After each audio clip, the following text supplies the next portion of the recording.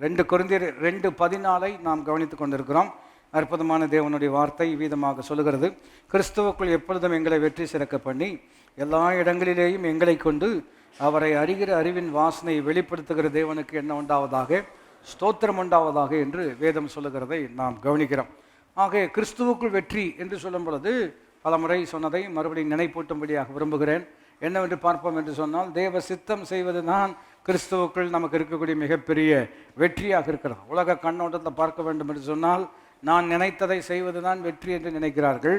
ஆனால் வேதம் நமக்கு எப்படி போதிக்கிறது என்று கேட்போம் என்று சொன்னால், அவர் நினைத்ததை நாம் செய்வது தான் நமக்கு என்னவாக இருக்கிறது, வெற்றியாக இருக்கிறது என்பதை வேதம் அற்புதமாக போதிக்கிறோம். ஆகையினால அந்த வெற்றி எப்படி நம்முடைய வாழ்க்கையினுடைய அனுபவமாக மாறும் என்று கேட்டால், அதில் தீர்மானம் ரொம்ப முக்கியம் என்பதை இந்த நாட்களில் குறிப்பாக கவனித்து கொண்டிருக்கிறோம். ஆகையினால உபாகம புஸ்தகம் 30வது அதிகாரத்தில் 19, 20 ஆகிய வசனங்களை நாம் கவனித்து வாசிக்கும்படியாக இருக்கிறோம். ஒவ்வொருவரும் வேதம் கொண்டு வருவது ரொம்ப ரொம்ப மிக முக்கியம் என்று நான் உங்களுக்கு உற்சாகப்படுத்துகிறேன். ஆகையினால ஃபிசிக்கலாக ஒரு பைபிள் கொண்டு வருவது பெரிய ஆசீர்வாதம். ஏன் அப்படி சொல்கிறேன் என்று கேட்டால், நிறைய பேர் செல்ஃபோனில் எல்லாம் வாசிச்சுட்டு இருப்பாங்க பைபிள். ஆக சர்ச்சுக்கு வரும்போது கட்டாயம் எதை கொண்டு வருவது நல்லது, பைபிள் கொண்டு வருவது நல்லது. ஏன் என்று கேட்போம் என்று சொன்னால், நீங்கள் இப்படி ஃபிசிக்கல் பைபிள் எடுத்து வாசிக்கும் பொழுது நோட்டிஃபிகேஷன் வந்து வேறு எங்கேருந்தும் வராது, ஆண்டவர்கிட்டேருந்து மாத்திரம்தான் வரும். நான் சொல்கிறது விலையும் கொள்ள முடிகிறதா? இப்போ செல்ஃபோனில் எல்லாம் வாசிக்கிறது, ஒருவர் இப்படி சொன்னார், அவர் பக்கத்தில் இருக்கிறவர் எப்படி பைபிள் வாசிக்கிறாருன்னா ஃபோன் வச்சுருக்கிறார். இப்போ வந்து உபாகமம் 30, 19 போட்டால் கூகுளில் உபாகமம் 30 போட்டு தேடி ஒவ்வொரு வசனமாக என்ன செய்கிறார், அப்படி வாசிக்கிறார். அப்படியெல்லாம் கஷ்டப்படணும்னு அவசியம் கிடையாது. கர்த்தர் நமக்கு நல்ல பைபிள் எல்லாம் கொடுத்துருக்கிறார் இல்லையா? கையில் பைபிள் இருப்பது மிகப்பெரிய ஒரு ஆசீர்வாதம். பார்த்தாலே ஒத்துக்கலாம் போல இருக்கிறது இல்லையா? இந்த ஒரு புக் இல்லைன்னா நீங்கள் எங்கே இருந்திருப்பீங்க? இந்த ஒரு புக் இல்லைன்னா நம்மெல்லாம் வாழ்க்கையே கிடையாது. நான் சொல்கிறத விளங்கிக் கொள்ள முடிகிறதா? இந்த ஒரு புஸ்தகம் நம்முடைய வாழ்க்கையை மாற்றி அமைத்திருக்கிறோம். என்னை குறித்து இந்த புஸ்தகத்தில் எழுதியும் இருக்கிறோம். அதனால் கையில் கொண்டு வருவது மிகப்பெரிய ஆசீர்வாதம். இப்போது இணைந்து வாசிக்கும்படியாக இருக்கிறோம். உபாகமம் 30, 19, 20. நான் ஜீவனையும் மரணத்தையும் ஆசீர்வாதத்தையும் சாபத்தையும் உனக்கு முன் வைத்தேன் என்று உங்கள் மேல் வானத்தையும் பூமியும் இன்று சாட்சி வைக்கிறேன். ஆகையால் நீயும் உன் சந்ததியும் பிழைக்கும்படிக்கு நீ ஜீவனை தெரிந்து கொண்டு கர்த்தர் உன் பிதாக்களாகிய ஆபிரகாமுக்கும் ஈசாக்குக்கும் யாக்கோபுக்கும் கொடுப்பேன் என்று அவர்களுக்கு ஆணையிட்டு கொடுத்த தேசத்தில் குடியிருக்கும்படிக்கு உன் தேவனாகி கர்த்தரத்தில் அன்பு கூர்ந்து அவர் சத்தத்திற்கு செவி கொடுத்து அவரை பற்றி கொள்வாயாக. அவரே உனக்கு ஜீவனம் தீர்க்காயுசுமானவர் என்று அற்புதமாக மோசே இந்த வார்த்தைகளை சொல்கிறார். அப்போது இந்த பகுதியில் நம்ம கவனித்து கொண்டிருக்கக்கூடிய விஷயம் என்னவென்று கேட்டால், நீ ஜீவனை தெரிந்து கொள்ள வேண்டும் என்று சொல்கிறார். அப்படின்னா அது தானாக வந்து சேராது, தானாக நடக்காது. நாம் வந்து ஒரு தீர்மானமாக அதை என்ன செய்ய வேண்டும், அதை செய்ய வேண்டும்னு சொல்கிறார். அப்போ ஜீவனை தெரிந்து கொள்வது என்று சொன்னால் என்ன அர்த்தம் என்று ஒரு கேள்வி கேட்போம் என்று சொன்னால், அந்த வசனத்திலே அதனுடைய விளக்கம் இருக்கிறோம். தெரிந்து கொள்றதல் என்று சொல்லும் பொழுது கடந்த வாரத்தில் உங்களுக்கு நினைப்பூட்டினது போல், not just merely ticking a box இல்லையா? பாருங்கள் இதை நான் தெரிந்து கொள்கிறேன் அப்படின்னு ஒரு குறி போடக்கூடிய விஷயம் கிடையாது. அந்த தெரிந்து கொள்கிறேன் என்பதை எவ்விதம் வேதம் போதிக்கிறது என்று கேட்டால், அவரில் அன்பு கூர்ந்து அவருடைய சத்தத்துக்கு செவி கொடுத்து அவரையே பற்றி கொள்வாயாக என்று இருக்கிறோம். ஆங்கில மொழிபெயர்ப்பு விதம் நமக்கு போதிக்கிறது என்று கவனிப்பீர்கள் என்று சொன்னால், பாருங்கள், choose life by loving God. அதாவது ஜீவனை தெரிந்து கொள் என்று சொல்லும் பொழுது அன்பு கூறுவதின் மூலமாக, செவிசாய்ப்பதின் மூலமாக, அவரையே பற்றி கொள்வதின் மூலமாக நீங்கள் ஜீவனை என்ன செய்ய முடியும், தெரிந்து கொள்ள முடியும் என்று சொல்கிறார். ஆகினால தான் நல்ல தீர்மானங்கள் எடுத்திருக்கிறோம். நல்ல மாற்றங்கள் ஏன் வரவில்லை என்று கேட்டால், தீர்மானங்கள் எடுப்பது ஒரு புறம் இருக்கு, அதனுடைய செயலாக்கம் ரொம்ப ரொம்ப முக்கியமாக இருக்கிறத வேதம் ரொம்ப அற்புதமாக போதிக்கிறோம். ஆகினால 2வது பகுதியை போன வாரம் நம்ம கவனிக்க ஆரம்பித்தோம். அவருடைய சத்தத்திற்கு செவி கொடுத்து அப்படின்னு இருக்கிறோம். Listening to is voice, obeying is voice என்பதெல்லாம் நான் போன வாரத்தில் நம்ம கவனித்தோம். அவருடைய சத்தத்துக்கு செவி கொடுப்பது என்று சொன்னால் அவருடைய வார்த்தைக்கு என்ன செய்வது, கீழ்ப்படிவது என்பதை வேதம் ரொம்ப அற்புதமாக போதிக்கிறோம். அப்போ அவருடைய சத்தமும் அவருடைய வார்த்தையும் ஒன்றோடு ஒன்று இணைக்கப்பட்டிருக்கிறோம் இல்லையா? God's voice and God's word என்று கடந்த வாரத்தில் நம்ம கவனித்தோம். இன்னும் சொல்ல வேண்டும் என்று சொன்னால், it is God giving his voice to his word அப்படின்னு சொல்வதும் சரியான விதமாக இருக்கிறார். தம்முடைய வார்த்தைக்கு தேவனே குரல் கொடுக்கக்கூடியவராக இருக்கிறார். இப்போ இந்த வேதமாக இருக்கிறது, எழுத்து இருக்கிறது. இந்த எழுத்தை நீங்கள் வாசிக்கும் பொழுது இந்த எழுத்துக்கு, இந்த வார்த்தைக்கு யார் குரல் கொடுக்கிறார்கள்? நீங்கள் தான் குரல் கொடுக்கிறீர்கள். இப்போ இந்த வசனத்தை நான் வாசிக்கும் போது என் குரலில் வரும். இதே வசனத்தை நீங்கள் வாசிக்கும் பொழுது உங்கள் குரலில் வரும்.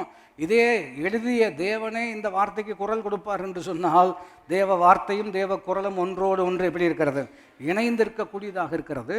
அந்த சத்தம் தான் நம்முடைய உள்ளந்தெரியங்களில் கேட்கக்கூடியதாக இருக்கிறது என்று சொல்லும் பொழுது அதனுடைய விளக்கம் என்ன சொல்ல வேண்டும் என்று சொன்னால், பாருங்கள், காது கேட்குற மாதிரி ஆடிபிள் சவுண்டு கிடையாது இல்லையா?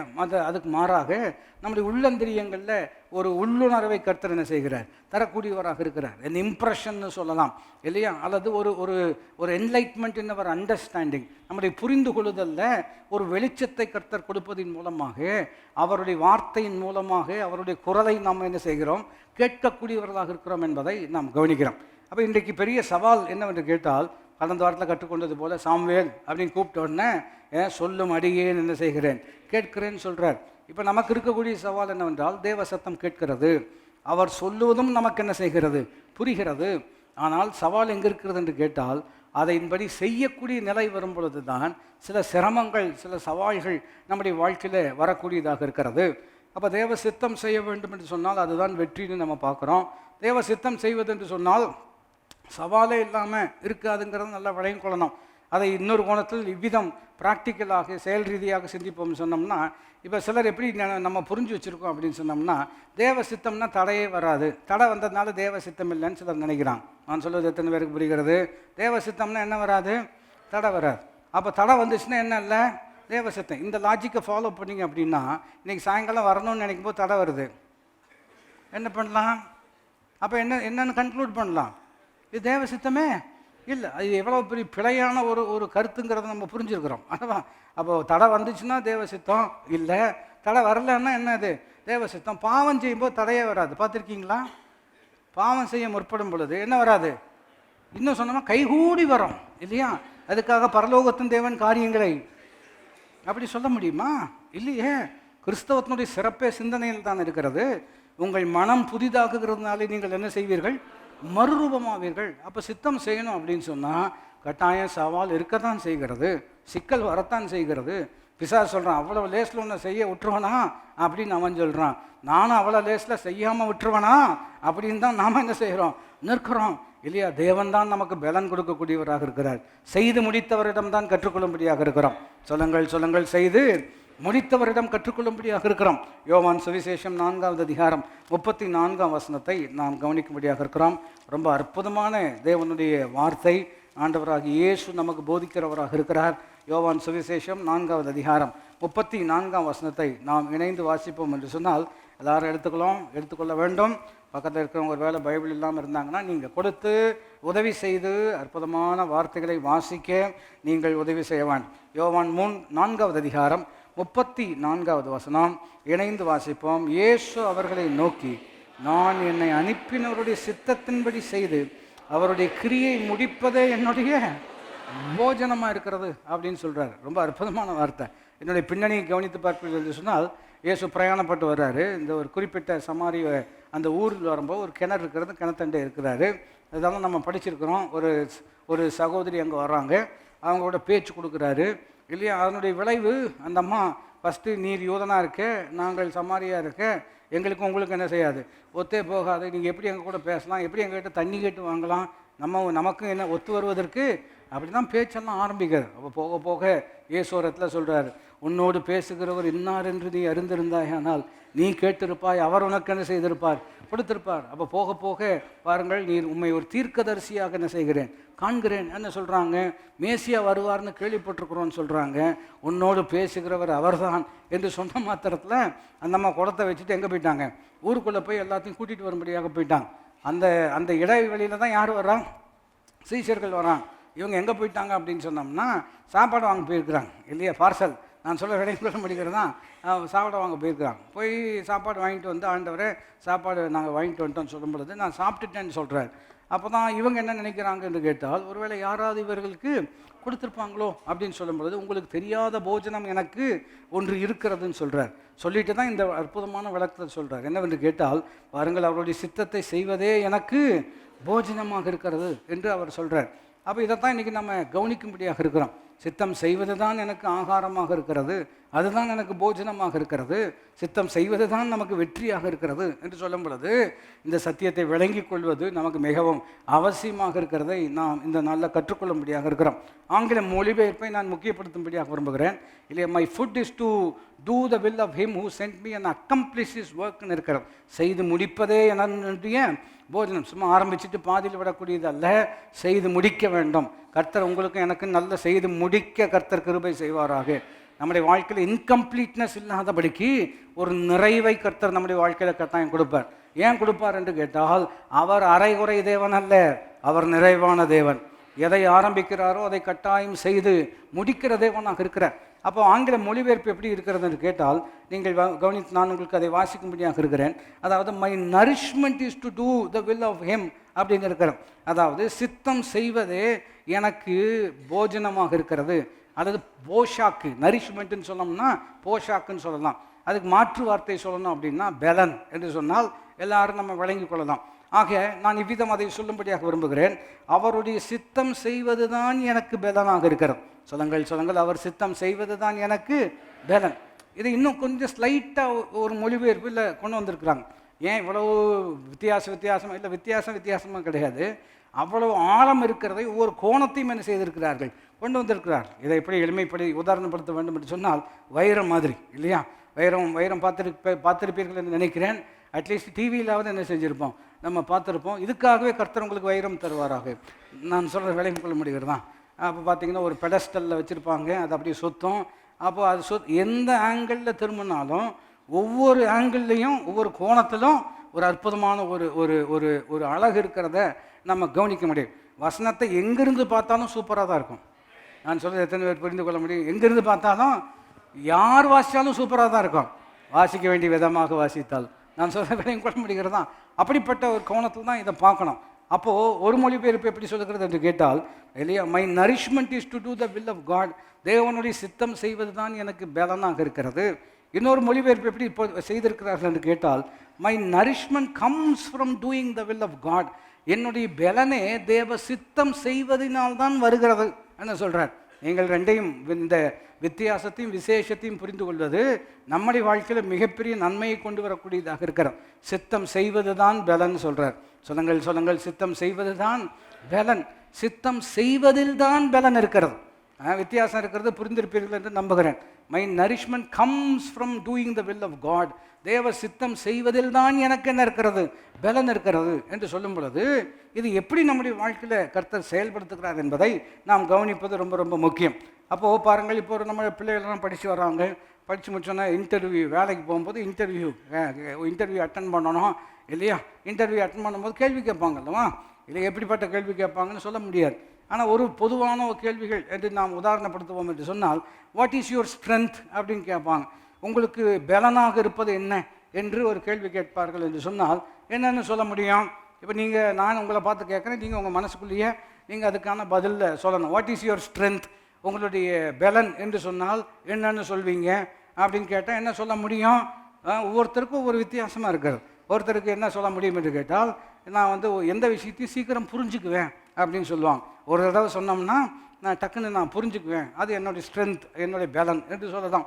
இன்னொருவர் என்ன சொல்கிறாருன்னு சொன்னோம்னா, பாருங்கள், ஒரு விஷயத்தை பார்த்தாலே அதை நிதானிக்கக்கூடியது என்னுடைய இப்படி நிறைய விதங்களில் ஒவ்வொருத்தருக்கு பலன் இருக்கிறத நம்ம கவனிக்கிறோம் இல்லையா. ஒருத்தர் சமையல் செய்கிறது தான் எனக்கு பலன்கிறார், இன்னொருத்தர் சாப்பிட்றது தான் எனக்கு பலன் சொல்கிறார். What ever that might be.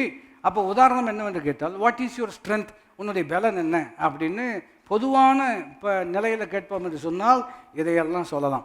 ஆனால் யோவான் 4:34 அந்த வசனத்தினுடைய வெளிச்சத்தில் இந்த கேள்வியை கேட்போம் என்று சொன்னால், வாட் இஸ் யுவர் ஸ்ட்ரென்த் இல்லையா, உங்களுடைய பலன் என்ன அப்படின்னு கேட்டோம்னா, my strength is doing God's will. ஏன் தேவ சித்தம் செய்வது தான் எனக்கு, அதுதான் என்னுடைய ஸ்ட்ராங் பாயிண்ட், அதுதான் என்னுடைய அட்வான்டேஜ். எனக்கு இருக்கக்கூடிய மிகப்பெரிய சாதகம் என்னவென்று கேட்டால், அவர் சித்தம் செய்வது தான் எனக்கு சாதகம். எத்தனை பேர் புரிந்த ஆமீன் என்று சொல்ல முடியும்? அவர் சித்தம் செய்வது தான் எனக்கு சாதகம். இன்னொரு கோணத்திலும் அதை நான் ஆழப்படுத்தும்படியாக விரும்புகிறேன். சித்தம் செய்வதற்கான பலன் எப்படி வருகிறது என்று கேட்டால், சித்தம் செய்வதில் தான் வருகிறது. இதை நீங்கள் புரிந்து கொள்ளும்படியாக ஆண்டவர் நமக்கு உதவி செய்யணும். வாட் இஸ் யுவர் ஸ்ட்ரென்த் அப்படின்னு சொன்னால், doing God's will. How do you get the strength to do God's will? சொல்கிற வித்தியாசம் உங்களுக்கு புரிகிறது என்று நம்புகிறேன். அந்த சித்தத்தை செய்வதற்கு உங்களுக்கு பலன் எங்கிருந்து வருகிறது என்று கேட்டால், சித்தம் செய்வதில் தான் எங்களுக்கு என்ன இருக்கிறது? பலனே வருகிறது. அந்த வகையில் பார்ப்போம் என்று சொன்னால், நீங்கள் பலன் உள்ளவர்களாக இருப்பீர்களாக. எதுக்கு பலன் உங்களுக்கு தேவை என்று கேட்டால், எதுக்கு தேவை பலன்? எதுக்கு தேவை? எது உங்களுக்கு பலனாக இருக்கிறது? சித்தம் செய்வது தான் எங்களுக்கு பலன். ஆகினால் இன்றைக்கு ஒருவேளை சரீர பலவீனமாக இருப்பீர்கள் என்று சொன்னால், சுகம் தாரும் என்று கேட்பதில் தவறல்ல, அதையும் கேட்க வேண்டும். ஆனால் அதுக்கு மேலாக ஒரு ஜெபம் செய்ய வேண்டும் என்று சொன்னால், சித்தம் செய்ய பலன் தருவீராக. வாய் திறந்து சொல்லுங்கள், சித்தம் செய்ய எங்களுக்கு என்ன தருவீராக? பலன் தருவீராக. சில வயதான ஆட்களோடு பேசக்கூடிய வாய்ப்பு கட்டாயம் கிடைக்கக்கூடியதாகத்தான் இருக்கிறோம் இல்லையா? ஊழியத்தில் இருக்கிறதுனால பலதரப்பட்ட பல வயது வித்தியாசம் உள்ளவர்கிட்ட பேசுவதற்கான வாய்ப்பு இருக்கிறோம். அப்போ வயதானவர்கள்ட்ட பேசும் பொழுது அவங்க என்ன சொல்லுவாங்க? பொதுவாக சொல்லக்கூடிய விஷயம் என்னவென்று கேட்டால், பிள்ளைங்கள்லாம் நல்லா இருக்கணும், பேர பிள்ளைங்கள்லாம் செட்டில் ஆகணும், கல்யாணம் ஆகாத பிள்ளைகளுக்கு கல்யாணம், இதெல்லாம் பொதுவாக சொல்லுவாங்க. ஆனால் கடைசியில் சில நேரங்களில் அவர்கள் இவ்விதம் சொல்வதை கேட்டிருக்கிறேன். படுக்காமல் போயிடணும்னு ஜெபம் பண்ணுங்க பாஸ்டர். எப்படிங்க படுக்காமல் போயிடணும் அப்படின்னு என்ன சொல்ல வராங்க அப்படின்னா, வியாதி பலவீனமெல்லாம் வந்து பெட்ரிட்டனும் ஆயிடக்கூடாது. என்ன ஆயிடக்கூடாதுங்க? பெட்ரிட்டன் ஆயிடக்கூடாது. நல்ல நடம்பாடும் பொழுதே, நல்லா திடகாத்திரமாக இருக்கும் பொழுதே நம்ம என்ன செய்யணும்? இல்லையா போயிடணும். அப்படி ஒரு நல்ல மரணம் கொடுக்கணும்னு நீங்கள் என்ன செய்யணும்? ஜெபம் பண்ணணும் அப்படின்னு சொல்லுவாங்க. அப்போ அவங்க சொல்கிறதுல கருத்து இருக்கிறது, அவர் சொல்வதில் அர்த்தம் இருக்கிறது. அவங்க யாருக்கும் பலவீனமாக நம்ம போயிடக்கூடாது, இன்னொருத்தருக்கு கஷ்டத்தை கொடுத்துடக்கூடாது. ஏற்கனவே பிள்ளைங்க இப்போ தான் செட்டில் ஆகும் முயற்சி செய்து கொண்டு இருக்கும் பொழுது நமக்கு வியாதி வந்து அவங்க சொத்தில் பாதியை நம்ம மருத்துவ செலவுக்கு என்ன செஞ்சிடக்கூடாது? பண்ணிடக்கூடாது. அப்படி ஒரு நிலைமையில் நம்ம போயிடக்கூடாது. ஆகினால எங்களுக்கு கடைசி வரைக்கும் நீர் எங்களுக்கு என்ன கொடுக்க வேண்டும்? இப்போ நான் சொன்ன காரணமெல்லாம் கரெக்டு தான். அவங்களுக்கு பாரமாக இருக்கக்கூடாது, பணத்தில் அவங்களுக்கு விரயம் பண்ணிடக்கூடாது, இல்லை இன்னொருத்தருக்கு நம்ம கஷ்டம் கொடுத்துடக்கூடாது. அதனால் எனக்கு பலன் தாரும் சொல்கிறது தவறுன்னு சொல்ல வரல. அதை காட்டிலும் ஒரு ஆழமான ஒரு விஷயம் இருக்கிறது. மற்றவங்களுக்கு பாரமாக இருக்கிறது ஒரு பெரிய விஷயம் கிடையாது. தேவனுடைய சித்தம் செய்ய எனக்கு பலன் தருவீராக. வாயை திறந்து இணைந்து சொல்லும்படியாக இருக்கிறோம். தேவ சித்தம் செய்வதற்கு எனக்கு என்ன தர வேண்டும்? பலன் தர வேண்டும். எத்தனை பேருக்கு நான் சொல்லுவது புரிகிறது? அப்போ தேவ சித்தம் வந்து இப்போ உலக முறைமையில் கவனிப்போம் என்று சொன்னால், அரசாங்க வேலை இருக்கிறது, ப்ரைவேட்டு ஜாப்ஸ் இருக்கிறது. அதில் பார்த்திங்கன்னா 58 வரைக்கும் அவர்கள் உங்களுக்கு ஒரு திட்டம் வைத்திருக்கிறார்கள், உங்களுக்கு ஒரு சித்தம் வைத்திருக்கிறார்கள். மீறி போனால் 62 வரைக்கும் உங்களுக்கு என்ன வச்சுருக்கிறார்கள்? ஒரு சித்தம் வச்சுருக்காங்க, திட்டம் வச்சுருக்காங்க. அதுக்கப்புறம் என்ன சொல்லுவாங்க? இன்னொரு பிளான் வச்சுருக்கிறோம். என்ன பிளான்னா ரிட்டையர்மெண்ட் பிளான். என்ன பிளான் உங்களுக்காக வச்சுருக்கிறோம்? Retirement plan. இல்லைன்னா விஆர்எஸ்ன்னு வச்சுருக்கிறாங்க, வாலண்டரி. இல்லையா, நாங்கள் உங்களை துரத்துறதுக்கு முன்னாடி நீங்களே போவது அப்படின்னு. அது அப்படி அர்த்தம் கிடையாது. நான் உங்களுக்கு அப்படி சொல்லிட்டு இருக்கிறேன். நான் சொல்ல வெளிக்கிழமை அவங்க ஒரு பிளான் வச்சுருக்காங்க. ஏன் இதை சொல்கிறோம் அப்படின்னு சொன்னோம்னா, 58 வயசு வரைக்கும் அவங்க ஒரு பிளான் வச்சுருக்காங்க. மீறி போனால் 62 வயசு வரைக்கும் ஒரு பிளான் வச்சுருக்காங்க. ஆனால் இப்போ உங்களுக்கு 98. என்ன பண்ணலாம்? காடு வா வா என்கிறது. இதுக்கும் பைபிளுக்கு என்ன கிடையாது? சம்பந்தம் கிடையாது இல்லையா? என்ன ஐயா எப்போ போகிற மாதிரி நான் சொல்கிறது விளங்கி கொள்ள முடிகிறதா? இது உலகத்தில் இருக்கவங்கெல்லாம் பேசுவாங்க. நான் சொல்கிறேன், ஆண்டவர் உங்களுக்கும் எனக்கும் எவ்வளவு வருஷம் வச்சிருக்கிறாரோ அந்த வருஷத்தினுடைய கடைசி நாள் மட்டுமாக அற்புதமான சித்தம் வைத்திருக்கிறார். இப்போ நம்ம என்ன கேட்கணும் அப்படின்னு சொன்னோம்னா, அந்த சித்தம் செய்வதற்கு எங்களுக்கு என்ன வேண்டும்? ஏனென்றால் சித்தம் செய்வது தான் பலன். புரிந்தால் கை உயர்த்தி ஆமீன் என்று சொல்லலாம். சித்தம் செய்வது தான் நமக்கு பலனாக இருக்கிறோம். அப்போ கவனிச்சு பாருங்கள். அப்போ வயசு கூட கூட சிலருக்கெல்லாம் பயம் வந்துடும் இல்லையா? அதாவது இந்த இளம் காலை பயம் அறியாதுன்னு சொல்கிறாங்களவா, நீதிமொழிகள் இல்லாது. நான் சொல்கிறது உங்களுக்கு புரிகிறது தான். அதெல்லாம் பொதுவான அறிவு, பொதுவான பழமொழி. அதாவது இளம் காலை என்ன செய்யாது? பயம் அறியாது. இது இந்த வயசில் கல்லை சாப்பிட்டாலும் என்ன செஞ்சிடும்? கரைஞ்சிரும் அப்படின்னு தான் சொல்லுவாங்க இல்லையா?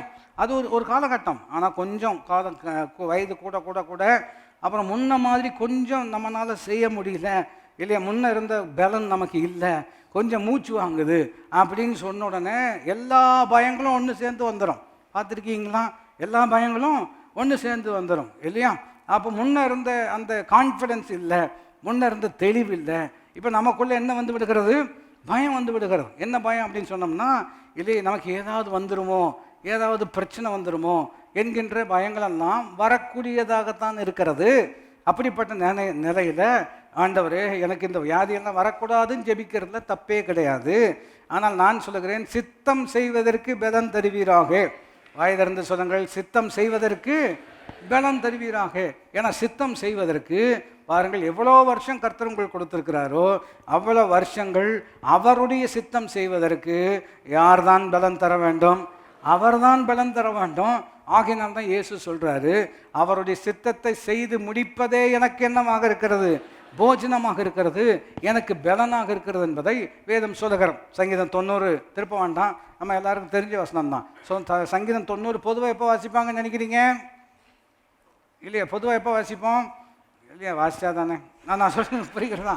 பொதுவாக எப்போ வாசிப்போம் அப்படின்னு சொன்னோம்னா, ஒன்று அடக்காராவது வாசிப்பாங்க, இல்லைன்னா 3ஆவது நாள், அப்புறம் 40ஆவது நாள் எல்லாம் தான் வாசிப்பாங்க. ஏன்னா அதில் சங்கீதத்தில் எப்படி இருக்கிறது கேட்டால், மனுஷனுடைய வாழ்க்கை எவ்வளவு நிலையற்றது என்பதை மோசே ரொம்ப அற்புதமாக எழுதியிருக்கிறார்.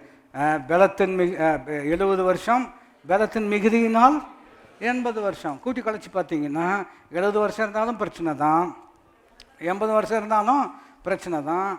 நாங்களும் பறந்து போகிறோம் அப்படின்னு சொல்கிறார் இல்லையா? அப்போது வெறும் சங்கீதம் 90 மாத்திரம் வாசிப்போம் என்று சொன்னால் நமக்கு கான்ஃபிடென்ஸ் லெவல் எப்படி இருக்கும் இல்லையா? இப்போ ஒருத்தர் அப்போ தான் 79th பர்த்டே கொண்டாடுறாரு, அவருக்கு சங்கீதம் 90 வாசிச்சிங்கன்னா என்ன ஆயிடுவார்? நான் சொல்கிறது விளையும் கொள்ள முடிகிறதா? ரெடி ஆகிக்கோங்க, இதுதான் கடைசி கேக்கு. நான் சொல்ல முடிகிறதா? இல்லை இல்லையே, சங்கீதம் 90 உண்மை, அது சத்தியம், மாட்டுக்கிறது கிடையாது. 91 இருக்கிறது, வாசிச்சிருக்கீங்களா? சங்கீதம் 91 கடைசி வசனம் என்ன சொல்லுகிறது? பாருங்க, நீடித்த நாட்களால் அவனை திருப்தியாக்கி என் ரட்சிப்பை. அப்போ 70 80 எங்கே போய் வைக்கிறது? நான் சொல்ல விளையும் கொள்ள முடிகிறதா? இந்த 80 வருஷம்னு சொன்னார் அல்லவா, அவர் மரிக்கும் போது அவருக்கு என்ன வயசு? அப்போது பாட்டுக்கும் அவருக்கு என்ன கிடையாது? அவர் ஒரு போதனை சங்கீதமாக தான் என்ன செஞ்சிருக்கிறார், எழுதியிருக்கிறார். 120 வயசு வரைக்கும் வாழ்ந்த மனுஷன். அவரை குறித்து பைபிள் எப்படி சொல்லுகிறது என்று கேட்டால், அவர் கண் மங்கவில்லை, அவர் பலனும் குன்றவில்லை. வாசிச்சிருக்கீங்களா? அதை வாசிக்கும் போது நம்மளும் ஜோம் பண்ண, ஆண்டவரே இருக்கிற வரைக்கும் எங்கள் கண்ணும் மங்கக்கூடாது, ஏன்னா டிவி பார்க்கணும், பார்த்துக்கோங்க. நான் சொல்ல விலைன்னு சொல்ல முடிகிறதா? அதுக்காக சொல்கிறோம். இல்லை இல்லை, கண் மங்கவில்லை, பலன் என்ன செய்யவில்லை, குன்றவில்லை இல்லையா? கடைசியில் நீர் என்ன சொன்னாலும் செய்யக்கூடிய அளவுக்கு எங்களுக்கு என்ன வேணும்? பலன் வேண்டாம். இதெல்லாம் காலேப்பெல்லாம் பல முறை நாம் கற்றுக்கொண்ட விஷயங்கள் நினைப்பூட்டும்படி எனக்கு விரும்புகிறேன். காலேப் சொல்கிறாரோ, அப்பிருந்த பலன் எனக்கு இப்பொழுதும் இருக்கிறதுன்னு சொல்கிறார். அப்போன்னா இப்போ 40 வயசு, இப்போ என்னாச்சு? 85 வயசு ஆயிடுச்சு. அவர்கள் முதிர் வயதிடம். நான் சொல்ல விளங்கிக் கொள்ள முடிகிறதா? அப்போ இருக்கிற பலன் இப்பொழுது இருக்கிறது. பல முறை நான் சொல்லியிருக்கிறேன், மறுபடியும் சொல்லும்படியாக விரும்புகிறேன். 40 அவர்தான் பலன், 85 அவர்தான் பலன். ஆகினால்தான் அப்பொழுது இருக்கிற பலன் இப்பொழுதும் இருக்கிறது. எந்த கடையில் அரிசி வாங்குறீங்க அந்த அர்த்தத்தில் இல்லை, ஏன்னா அதுக்கு இதுக்கு சம்பந்தமே. அப்பொழுது இந்த நிலத்தை உனக்கு தருவேன் என்று ஆண்டவர் அதுதான் சித்தம். அன்னைக்கு கொடுத்தாலும் சித்தம் செய்ய முடியும், 45 வருஷம் கழித்து அதை கொடுத்தாலும் அன்றைக்கும் தேவ சித்தமாக இருக்கிறபடினால் அன்றைக்கும் செய்ய முடியும், இன்றைக்கும் செய்ய முடியும். எத்தனை பேர் புரிந்தா ஆமீன் சொல்ல முடியும்? ஏன்னா 40 தேவ சித்தம் செய்வதற்கு யார் தான் பலன் கொடுக்கணும்? 85 தேவ சித்தம் செய்வதற்கு அவன். தேவ சித்தம் செய்வது தான் பலன். எல்லாரும் இணைந்து சொல்ல, தேவ சித்தம் செய்வது தான். அப்போ நீங்கள் எப்படி இருப்பீர்கள்? பாதி பேருக்கு இன்னும் புரியலன்னு நினைக்கிறேன். நீங்கள் எப்படி இருப்பீர்கள்? ஏதோ இருக்கிறோம் பாஸ்டர். நான் சொல்ல விளங்கிக் கொள்ள முடிகிறதா? சித்தம் செய்கிறது தான் பலன் என்று சொன்னால் நீங்கள் எப்படி இருப்பீர்கள்? பக்கத்தில் பார்த்து சொல்லுங்கள். நீங்கள் சொல்கிறதுலேயே அவங்க எந்திரிச்சு நின்றோம். நான் சொல்கிறவங்க புரிகிறதா? நீங்கள் எப்படி இருப்பீர்கள்? பலனாக தான் இருக்கும். எப்படி இவ்வளோ உறுதியாக சொல்ல முடியும்? இவ்வளவு நம்ம திட்டமாக எப்படி நம்ம சொல்ல முடியும்? மறுபடியும் வசனத்தில் தான் இருக்கிறோம். சங்கீதம் 90 சொன்னாலவா, 70 80 பலத்தின் மிகுதினால் 80 வருத்தமும் சஞ்சலமும். 91 வந்தீங்க, 91வது சங்கீதம் வரும் பொழுது, நீடித்த நாட்களால் அவனை திருப்தியாக்கி என் ரட்சிப்பை அவனுக்கு காண்பிப்பேன் என்று சொல்கிறார். 92 இல்லையா வரும்பொழுது எப்படி இருக்கிறது என்று கேட்டால், கர்த்தர் நீதி உள்ளவர் என்பதையும் அவரிடத்தில் அநீதி இல்லை என்பதை விளங்க பண்ணும்படிக்கு அவர்கள் முதிர் வயதிலும் கனிதந்து புஷ்டியும் பசுமையுமாய் இருப்பார்கள். அவர்கள் இருப்பதற்கு என்ன காரணம்? so that it can be proved, நிரூபிக்கும்படியாக. என்னத்தை நிரூபிக்க போகிறோம்? கர்த்தர் நீதி உள்ளவர் என்பதையும் அவரிடத்தில் என்னல்ல அநீதி இல்லை என்பதை விளங்க பண்ணும்படிக்கு. நீங்க பார்க்கறது பார்த்தா 92 இல்லையா, மருதமலை பஸ்ஸு நம்பர் 92 பழசு ஞாபகம் வருது. என்ன பண்ணுறது இல்லையா? பாருங்கள், 92வது சங்கீதம் எடுத்துக்குவோமே, வாசிட்டோம்னா புரிஞ்சுக்குவோம் இல்லையா? எதுக்கு இவ்வளவு திட்டமாக வேதம் நமக்கு போதிக்கிறது? இன்னைக்கு அந்த எண்ணங்கள் மேலே ஒரு அற்புதமான வெற்றி கர்த்தர் கொடுக்கும்படியாக விரும்புகிறார். 14ஆம் வசனத்தை வாசிப்போம் என்று சொன்னால் பாருங்க, 12 வாசிப்போமே, ரொம்ப அற்புதமான வார்த்தை. நீதிமான் பனை போல் செழித்து லீபனோடு உள்ள கேதுருவை போல் என்ன செய்வான்? வளருவான். கர்த்தருடைய ஆலயத்தில் நாட்டப்பட்டவர்கள் எங்கள் தேவனுடைய பிரகாரங்களில் செழித்திருப்பார்கள். கர்த்தர் உத்தமர் என்றும் என் கண்மலையாகி அவரிடத்தில் அநீதி இல்லை என்றும் விளங்க பண்ணும்படி அவர்கள் முதிர் வயதிலும் கனிதந்து புஷ்டியும். எத்தனை பேர் புரிந்தாமேன்னு சொல்ல முடியும்? அப்போ கவனிச்சு பாருங்கள். இப்போ சிலர் வயது கூட கூட அவங்க என்ன நினைக்கிறாங்கன்னா, I know longer feel useful அப்படின்னு நினைக்கிறான். நான் வந்து உபயோகத்தை தாண்டி விட்டேன் அப்படின்னு நினைக்கிறான். அப்படியெல்லாம் ஒன்றும் கிடையாது. நீங்கள் பைபிள் கண்ணோட்டத்திலேயே தான் பார்க்கணும் இல்லையா? பாருங்கள், உலகத்தில் என்ன சொன்னால் பெரியவர் வர்றாரு, வழிவிடு, சீக்கிரம் போகிறாரு, அந்த மாதிரி அர்த்தத்தில் என்ன செய்கிறாங்க அவங்க சொல்கிறாங்க. ஆனால் வேதம் அப்படி பார்க்குறது இல்லை. உங்களுக்கு எவ்வளோ வருஷம் ஆண்டவர் கூட்டி கொடுத்துருக்கிறாரோ அவ்வளவு அனுபவங்கள் கர்த்தர் உங்களுக்கு கொடுத்துருக்கிறார். அத்தனை அறிவு உங்களுக்கு கொடுத்துருக்கிறார் இல்லையா? இளம் மக்கள் பாராத விஷயங்கள் தான் உங்கள் வாழ்க்கையில் அனுபவங்களாக பார்த்துருக்கீங்க. இந்த அனுபவத்தையெல்லாம் கர்த்தர் ஒருபோதும் விரயமாக்கக்கூடிய தேவனே அல்ல. பாருங்கள், அடுத்த சந்ததிக்கு எந்த விதத்தில் இதை நாம் கடத்த வேண்டுமோ, சொல்ல வேண்டுமோ, அவளுக்கு கற்றுக் கொடுக்க வேண்டுமோ, அதை செய்வதற்கும் ஒரு அற்புதமான வழிமுறை கர்த்தர் வைத்திருக்கிறார். புரிந்தவர்கள் ஆமீன் என்று சொல்லுவேன். இல்லைன்னா எனக்கு வயசாகிடுச்சு, இப்போ அவ்வளோ பெரிய யூஸ் கிடையாது, நான் என்ன பண்ண சொல்கிறீங்க? அது உலக கண்ணோட்டத்தில் பார்த்தீங்கன்னா அப்படி தான் தோணும். ஆனால் சங்கீதம் 92 வெளிச்சத்தில் தான் பார்க்க வேண்டும். அவர்கள் முதிர் வயதிலும் கனி கொடுத்து புஷ்டியும் பசுமையுமா என்ன செய்வார்கள்? இருப்பார்கள். பேதுரு எழுதும் பொழுது 2ஆம் நிருபத்தில் எழுதுறாரு இல்லையா? நான் கடந்து போகும் காலம் வந்து விட்டதுன்னு சொல்கிறார்.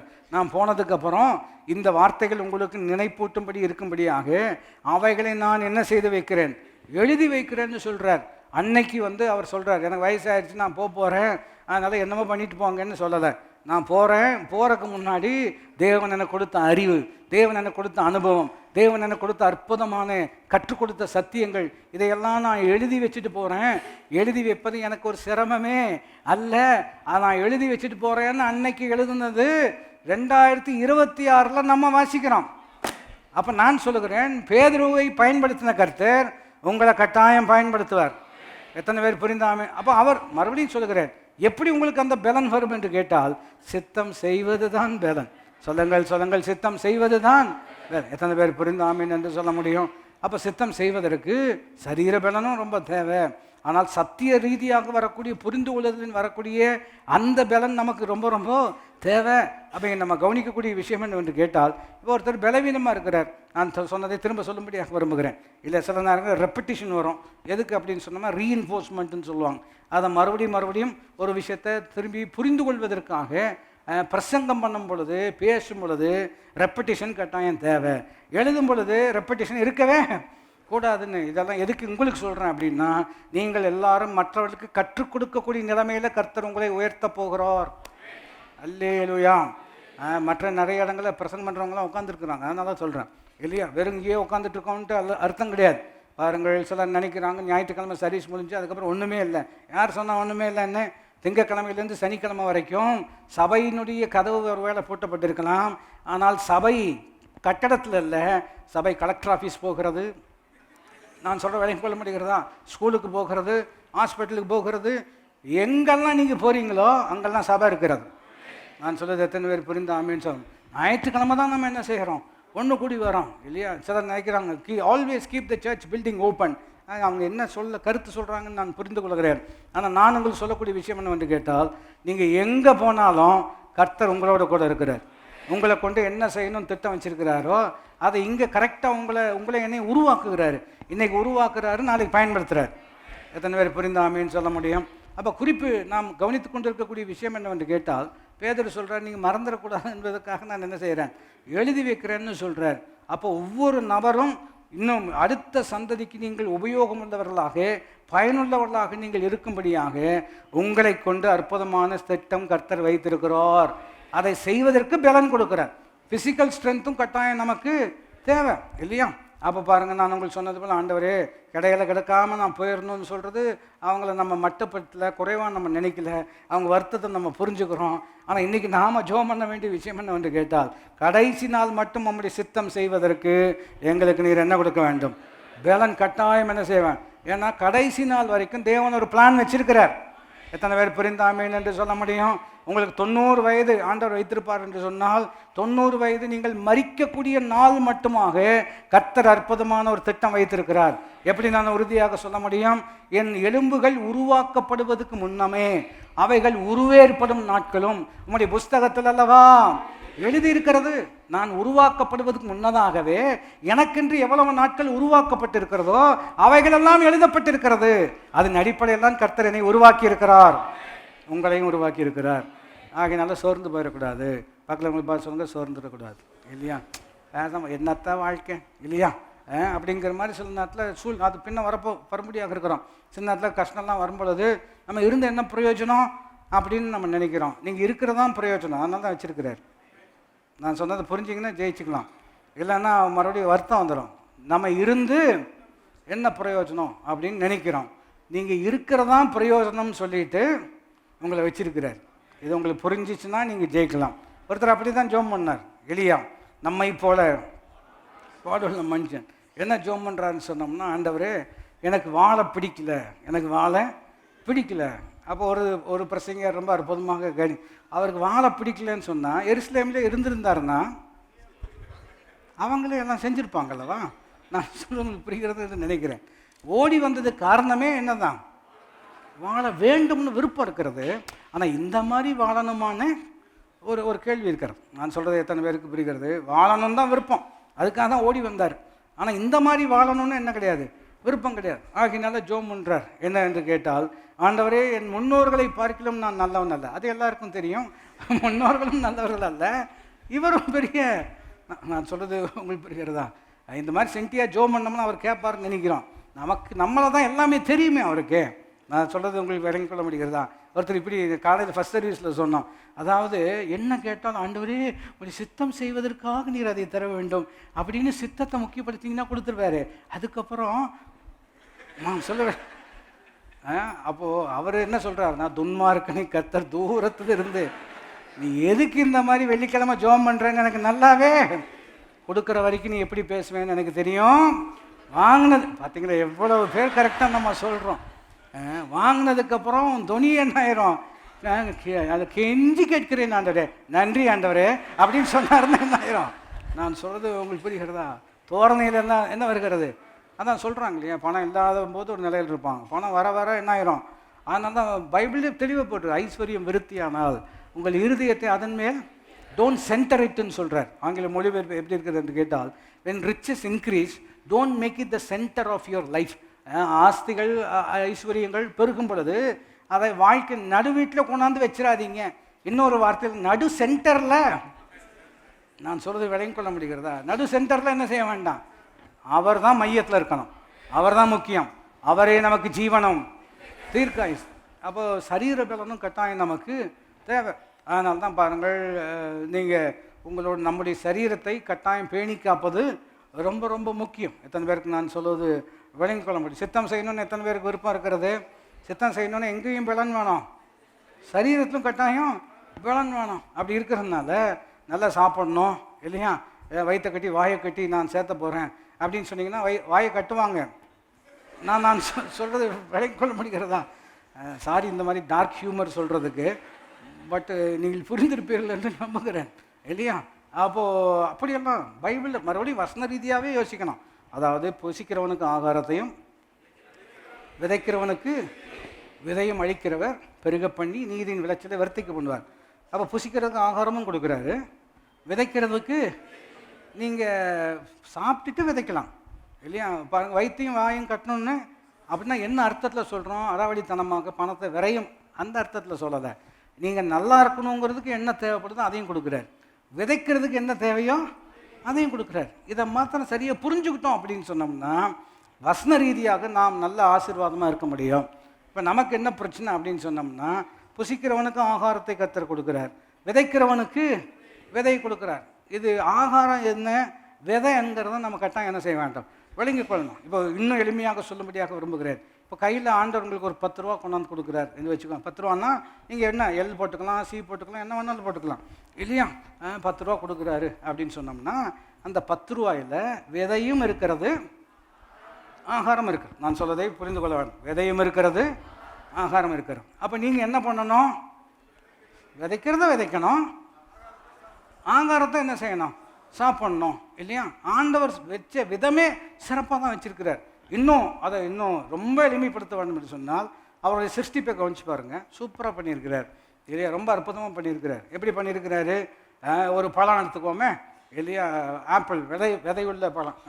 ஆப்பிள் எடுத்துக்கோமே, ஆப்பிள் கொடுக்குறார், இந்தாப்பா இது உனக்கு தரேன் அப்படின்னு சொல்லும் பொழுது அதில் எப்படி சிஸ்டம் வச்சிருக்கிறார் என்று சொன்னால், பழத்தை நீங்கள் என்ன செய்யலாம்? சாப்பிடலாம். விதை என்ன செய்யலாம்? அப்படி தான் வச்சிருக்கிறார். அப்போ நீங்கள் பழத்தையும் சாப்பிட்டுக்கலாம், விதையும் என்ன செய்யலாம்? இப்போ ஆண்டவர் என்ன பண்ணுறாருன்னா, இப்போ வேற ஒரு எக்ஸாம்பிள் இல்லையா? பலாப்பழம் கொடுக்குறார். பலாப்பழம் கொடுத்த உடனே இவர் பழத்தையும் சாப்பிட்டுட்டு இந்த விதை இருக்கிறது அல்லவா, அது சுட்டு சாப்பிட்டீங்கன்னா ரொம்ப நல்லா இருக்கும். இப்போ கேட்டிருக்கீங்களா? சுட்டு சாப்பிடலாம், அதை வேக வச்சு என்ன செய்யலாம்? சாப்பிடலாம் அப்படின்னு யாரோ ஒருத்தர் சொன்னதுனால இல்லையா, விதைக்கிறவனுக்கு விதையையும் அது மாறி இவர் விதையை என்ன செஞ்சுறாரு? சாப்பிட்டுறார். நான் சொல்றது புரிகிறதா? சாப்பிட்டதுக்கப்புறம் உண்மை நம்பி நான் வந்தேன், என்ன கிடைத்தது? ஆமாம், கொடுத்ததெல்லாம் உள்ளே கொட்டிக்கோங்க, அப்புறம் என்ன நான் சொல்கிறது விலையும் கொள்ள முடிகிறதா? இப்போ சிரிப்பாக இருந்தாலும் நம்ம கையில் வரக்கூடிய ஒவ்வொரு பணத்திலும் ஒரு விதையும் இருக்கிறது, ஆகாரம் இருக்கிறது. ஆண்டவர் அவ்வளவு ஞானம் உள்ளவர். எத்தனை பேர் அதுக்காக சந்தோஷப்படுறீங்க? எதுக்கு இதை கவனிச்சுட்டு இருக்கிறோம்? சித்தம் செய்வது தான் பலன். செய்வதற்கு என்ன பலன் வேணுமோ அதை எதுக்குள்ளேயே வச்சுட்டு இருக்கிறாரு. நான் சொல்கிறதை எத்தனை பேர் புரிந்து கொள்ள முடியும்? அப்போ நீங்கள் சரீர ஆரோக்கியம் ரொம்ப ரொம்ப முக்கியம். ஏனோக்கு கர்த்தரோடு நடந்தான்னு வச்சுருக்கீங்களா இல்லையா? ஆங்கில வார்த்தை தான், ஈனாக் வாக்ட் வித் காட் அப்படின்னு இருக்கிறோம்.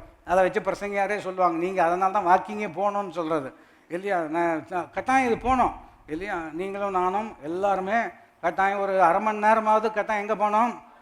சொல்லுங்கள் பக்கத்தில் பார்த்து கட்டாயம் எங்கே போனோம்? வாக்கிங் போய் தீரணும். எதுக்கு சொல்கிறோம் அப்படின்னு சொன்னோம்னா, சித்தம் செய்யணும். எல்லாருக்கும் விருப்பம். சித்தம் செய்யணும்னா என்ன வேணும்? சரீரத்தில் நீங்கள் இருக்கணும். நான் சொல்ல விளங்கிக் கொள்ள முடிகிறேன், இருக்கணும். இருந்தால் மாத்திரம் போதாது, சரீரத்தில் என்ன வேணும்? பலன் வேணும். எனக்கு சர்ச்சுக்கு வரணும்னு விருப்பம், ஆனால் உட்காந்தா எந்திரிக்க முடியாது, எந்திரிச்சா உட்கார முடியாது அப்படின்னு சிலர் சொல்கிறாங்க. பாவம், அவங்களுடைய கஷ்டத்தை நான் புரிஞ்சுக்கிறேன். ஆனால் மறுபடியும் சரீரத்தில் பலன் இருந்தால் தான் செய்ய முடியும். சரீரத்தில் பலன் இருந்தால் தான் இப்படி சொல்கிறாங்களவா, பணம் இருந்தால் தான் செய்ய முடியும்னு சொல்கிறாங்களவா. அது ஒரு புறம் உண்மை, ஒரு வகையில் உண்மை தான். ஆனால் சரீரத்தில் என்ன இருக்க வேண்டும்? அந்த பலன் எங்கிருந்து வருகிறது என்று கேட்டால் அதுவும் சித்தம் செய்வதில் தான் இருக்கிறது. எத்தனை பேர் புரிந்தாமேன்னு சொல்ல முடியும்? உதாரணத்தை நான் பைபிளிலிருந்து சொல்ல முடியாத விரும்புகிறேன். ஒருத்தர் பலவீனமாக இருக்கிறாரு, தீர்க்கதரிசி சொல்கிறார், கேட்டிருக்கீங்களவா? பலமுறை கவனித்திருக்கிறோம். உன் வீட்டை சரி செய், நீ என்ன செய்ய போகிறாய்? நீ மறிக்க போகிறாய் அப்படின்னு சொல்கிறார். அப்படின்னு என்ன அர்த்தம் இல்லையா? வில்லு இருந்தால் ரெஜிஸ்டர் பண்ணிடுங்க, இல்லைன்னா ஏமாத்திடுவானுங்க. நான் சொல்கிறது விலையும் கொள்ள முடிகிறதா? எல்லாம் எழுதி வைக்கணும், நீ வாழ்க்கை முடிய போகுதுன்னு எசேக்கியா ராஜாவிட்ட சொல்கிறார். அவர் அந்த தீர்க்கதரிசி சொன்ன உடனே எசேக்கியா ராஜா என்ன சொல்கிறாரு? ஓகே இல்லையா, சென்ட் ஆஃப் பார்ட்டி ரெடி பண்ணு பை அப்படின்னு சொல்லலை. அவர் அழுக ஆரம்பிச்சிட்டார். இல்லையா, ஆண்டவர் எனக்கு நான் நீதி உள்ள, அதெல்லாம் கரெக்டு தான்ப்பா. அவர் ஜெபம் பண்ணுறார். உடனே ஆண்டவர் கண்ணீரை கண்டேன், உன் ஜெபத்தை கேட்டேன், எவ்வளோ வருஷம் கூட்டி தர போகிறேன்? 15 வருஷம் கூட்டி தரேன். இது எனக்கு ரொம்ப பிடிச்சது என்னன்னு கேட்டால், அந்த தீர்க்கதரிசி சொல்கிறார் அல்லவா, வீட்டை சரி பண்ணிடு போகிறாயின்னு சொல்லி அந்த வீட்டின் முற்றத்துக்கு போவதுக்கு முன்பதாகவே, எங்கே போவதுக்கு முன்பதாகவே முற்றம் அப்படின்னு என்ன அர்த்தம்? உங்கள் லிவிங் ரூமில், ஏன் உங்களை உதாரணப்படுத்தணும், எசேக்கியாவுடைய லிவிங் ரூமில் அவர் இருக்கிறார். சொல்லிட்டு ஃப்ரண்ட் ரூமை தாண்டி வெளியில் போகிறதுக்கு முன்னாடியே கர்த்தர் திருப்பி தீர்க்கதரிசிட்ட சொல்கிறாரு, போய் அவன்கிட்ட சொல்லு, அவனுக்கு எவ்வளோ வருஷம் கூட்டி கொடுத்துருக்குறேன். இந்த ஜெபம் கேட்கப்படுவதற்கும் பதில் வருவதற்கும் எவ்வளோ நேரம் பிடிக்கிறது? அவ்வளோ நேரமே ஆகல. நாம கவனிக்க வேண்டிய முக்கியமான விஷயம் என்னவென்று கேட்டால், கர்த்தர் உன் ஜெபத்தை கேட்டார் இல்லையா, உன் கண்ணீரை கண்டிருக்கிறார், உனக்கு 15 வருஷம் கூட்டி கொடுத்துருக்கிறாரு. அப்புறம் ஒரு அற்புதமான வார்த்தை சொல்கிறாரு, 3ஆம் நாளிலே நீ ஆலயத்துக்கு போவாய். எப்படி சொல்கிறாருங்க? 3ஆம் நாளிலே. நேற்று டிஸ்சார்ஜ் பண்ணுவாங்கன்னு நினச்சோம். நான் சொல்கிறது கொஞ்சம் பேருக்கு புரியும்னு நினைக்கிறேன். இப்படி இழுத்து இல்லையா, கடைசியில் காசு இல்லையா, ரைட் ஆஃப் டிஸ்சார்ஜ். நான் சொல்கிறவங்களுக்கு புரிகிறதா? அந்த மாதிரி இல்லாமல் 3ஆம் நாளிலே நீ எங்கே போவாய்? அப்போ ஆரோக்கியம் கொடுத்தது எதற்காக? அப்போ உங்களுக்கு ஆரோக்கியம் கொடுத்தது எதற்காக? சாயங்காலம் எங்கே போகிறீர்கள் அப்படி நான் சொல்ல விளங்கிக் கொள்ள முடிகிறதா? எதுக்கு இப்படி சொல்கிறோம் அப்படின்னு சொன்னால், நீங்கள் புரிந்து கொள்வதற்காக. அப்போ எதுக்கு உங்களுக்கு பலம் தரணும், எதுக்கு எனக்கு பலம் தரணும்? இல்லையா என்று கேட்போம் என்று சொன்னால் ஒரே காரணத்துக்காக தான். என்ன காரணம்? தேவ சித்தம் செய்வதற்கு. எத்தனை பேர் புரிந்த ஆமீன்னு சொல்ல முடியும்? ஆங்கிலத்தில் இப்படி ஒரு எக்ஸ்பிரஷன் வச்சுருக்காங்க. ஸோ ஒருவேளை சிலருக்கு அறிமுகமாக இருக்கும். திஸ் இஸ் மை பக்கெட் லிஸ்ட்டுன்னு சொல்லுவாங்க. கேட்டிருக்கீங்களா? சிலர்லாம் படிச்சிருக்கலாம். பக்கெட் லிஸ்ட்னு என்ன அர்த்தம்னா, அது மறுபடியும் அது வினோதமான ஒரு எக்ஸ்பிரஷன் தான். Before I kick the bucket அப்படின்னு சொல்லுவாங்க. அப்படின்னா மறுபடியும் கருத்து என்னென்னா, சாகருக்கு முன்னாடி ஒரு லிஸ்ட்டு வச்சுருப்பாங்க. இதெல்லாம் நான் பண்ணணும்னு என்ன செஞ்சுருப்பாங்க? லிஸ்ட்டு வச்சுருப்பாங்க. இமாலயாவுக்கு போகணும், அப்புறம் இல்லையா இந்த ஊருக்கு போகணும், அந்த ஊருக்கு போகணும், இதை சாப்பிட்ணும், அவங்கள பார்க்கணும், இதெல்லாம் ஒரு லிஸ்ட்டு வச்சு போகிறதுக்கு முன்னாடி இதையெல்லாம் என்ன செய்யணும் சொல்லுவாங்க. இல்லையா ஒரு டாக்குமெண்ட்ரி ரொம்ப வருஷத்துக்கு முன்னாடி படித்து கொண்டு இருந்தேன். அப்போ அதாவது அவங்க ஒரு லிஸ்ட்டு அதான் அது மரண தருவாயில் இருக்கக்கூடியவங்ககிட்ட பேட்டி கேட்டுட்ருக்காங்க. இதுதான் உங்களுக்கு வேலையா இதெல்லாம் பார்க்குறது, கற்றுக்கொள்வதற்கா இல்லையா? அப்போ அவர் சொல்கிறார், இந்த பக்கெட் லிஸ்ட்டில் எல்லாமே பண்ணிட்டேங்க, இன்னும் ஒரே ஒரு விஷயம் தான் என்ன செய்கிறது இருக்கிறதுன்னு சொல்கிறார். இல்லையா? அதை செஞ்சுட்டா அதுக்கப்புறம் ஒன்றும் இல்லைங்கிற மாதிரி இருக்கிறோம். உங்களுக்கு எனக்கும் பக்கெட் லிஸ்ட்லாம் கிடையாதுங்க, ஒரே லிஸ்ட்டு தான் இருக்கிறது. என்ன லிஸ்ட்டுன்னு சொன்னோம்னா, அவர் சித்தத்தில் என்னெல்லாம் செய்யணும்னு நினச்சிருக்கிறாரோ அதெல்லாம் செய்ய போகிறோம். பில்லிகிராம் ஐயாவை குறித்து அற்புதமான ஒரு உதாரணம் சொல்லப்படுகிறது. அவருடைய ஊழிய வேகத்தை பார்த்து, அவர்கள் பிரசங்கிக்கக்கூடிய துணி விதம் இதையெல்லாம் பார்த்து ஒருவர் சொன்னாராம், இந்த வேகத்தில் போனாருன்னு சொன்னோம்னா 50 வயசு கூட இவர் தாண்ட மாட்டார். 50 வயசு கூட தாண்ட மாட்டார். ஏன்னா இந்த வேகத்தில் போனால் எந்த மனுஷனை இவ்வளவு தாக்கு பிடிக்க வாய்ப்பில்லை அப்படின்னு ஒருத்தர் சொன்னார். ஆனால் உங்களுக்கு எனக்கு நன்றாக தெரியும், அவர்கள் மரிக்கும் பொழுது 100 வயது. எவ்வளோ வயதுங்க? 100 வயது. 97 98 வயசு என்று நினைக்கிறேன், நினைவில்லை. அந்த நாட்களில் கடைசியாக ஒரு பிரசங்கம் பண்ணுறார். பார்த்துருக்கீங்களா? அதெல்லாம் எல்லாமே இருக்கிறது.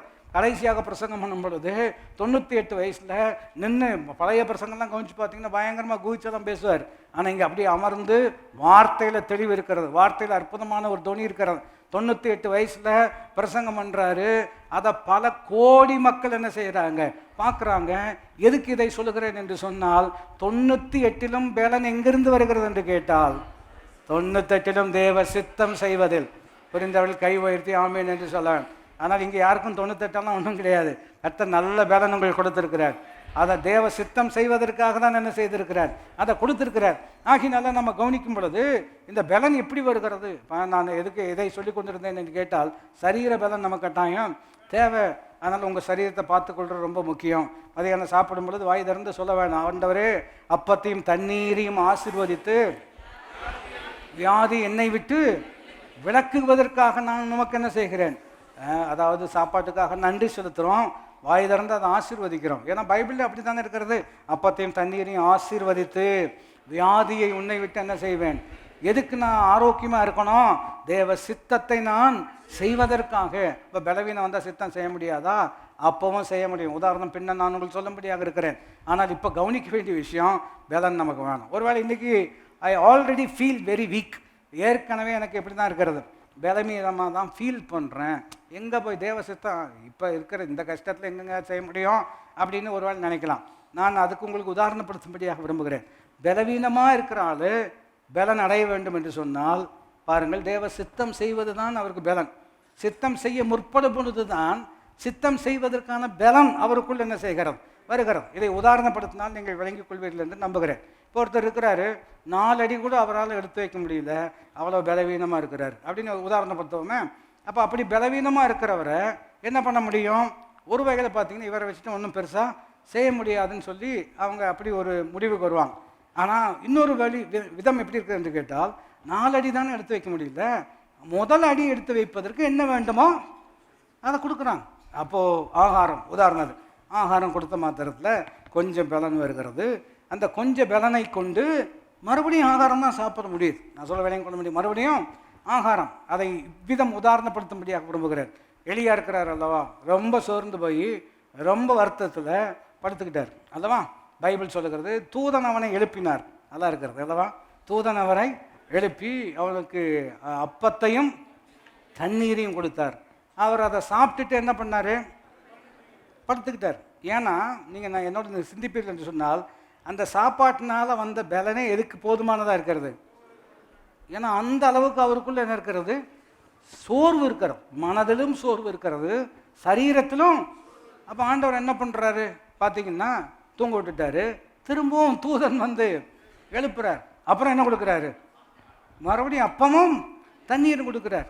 இப்போ கவனித்து பார்ப்பில் என்று சொன்னால், அவன் அந்த போஜனத்தின் பலத்தினாலே எப்படி இருக்கிறதுங்க? அவன் அந்த அப்போ போஜனத்தின் பலத்தினால் தேவனுடைய பர்வதம் மட்டும் என்ன செய்தான்?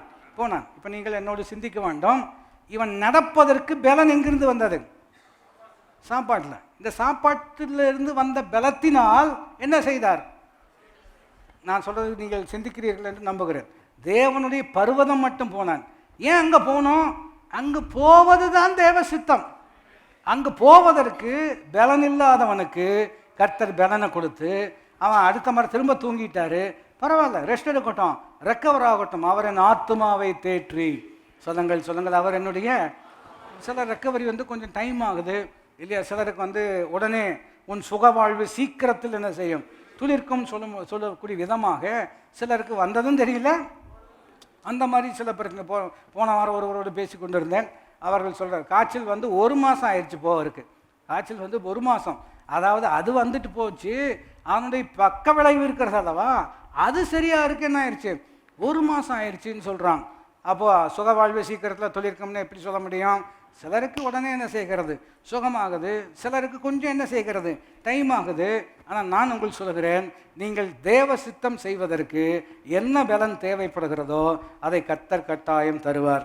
அப்போது நடக்கவே முடியலன்னு சொல்கிறவரை இவரை வச்சுட்டு ஒன்றும் பண்ண முடியாதுன்னு பாருங்கள். அதை வசன ரீதியாக சொல்ல வேண்டும் என்று சொன்னால், நெறிந்த நாணலை ஒடியாதவர், மங்கி எரியக்கூடிய திரியை அணைக்கிறது கிடையாது.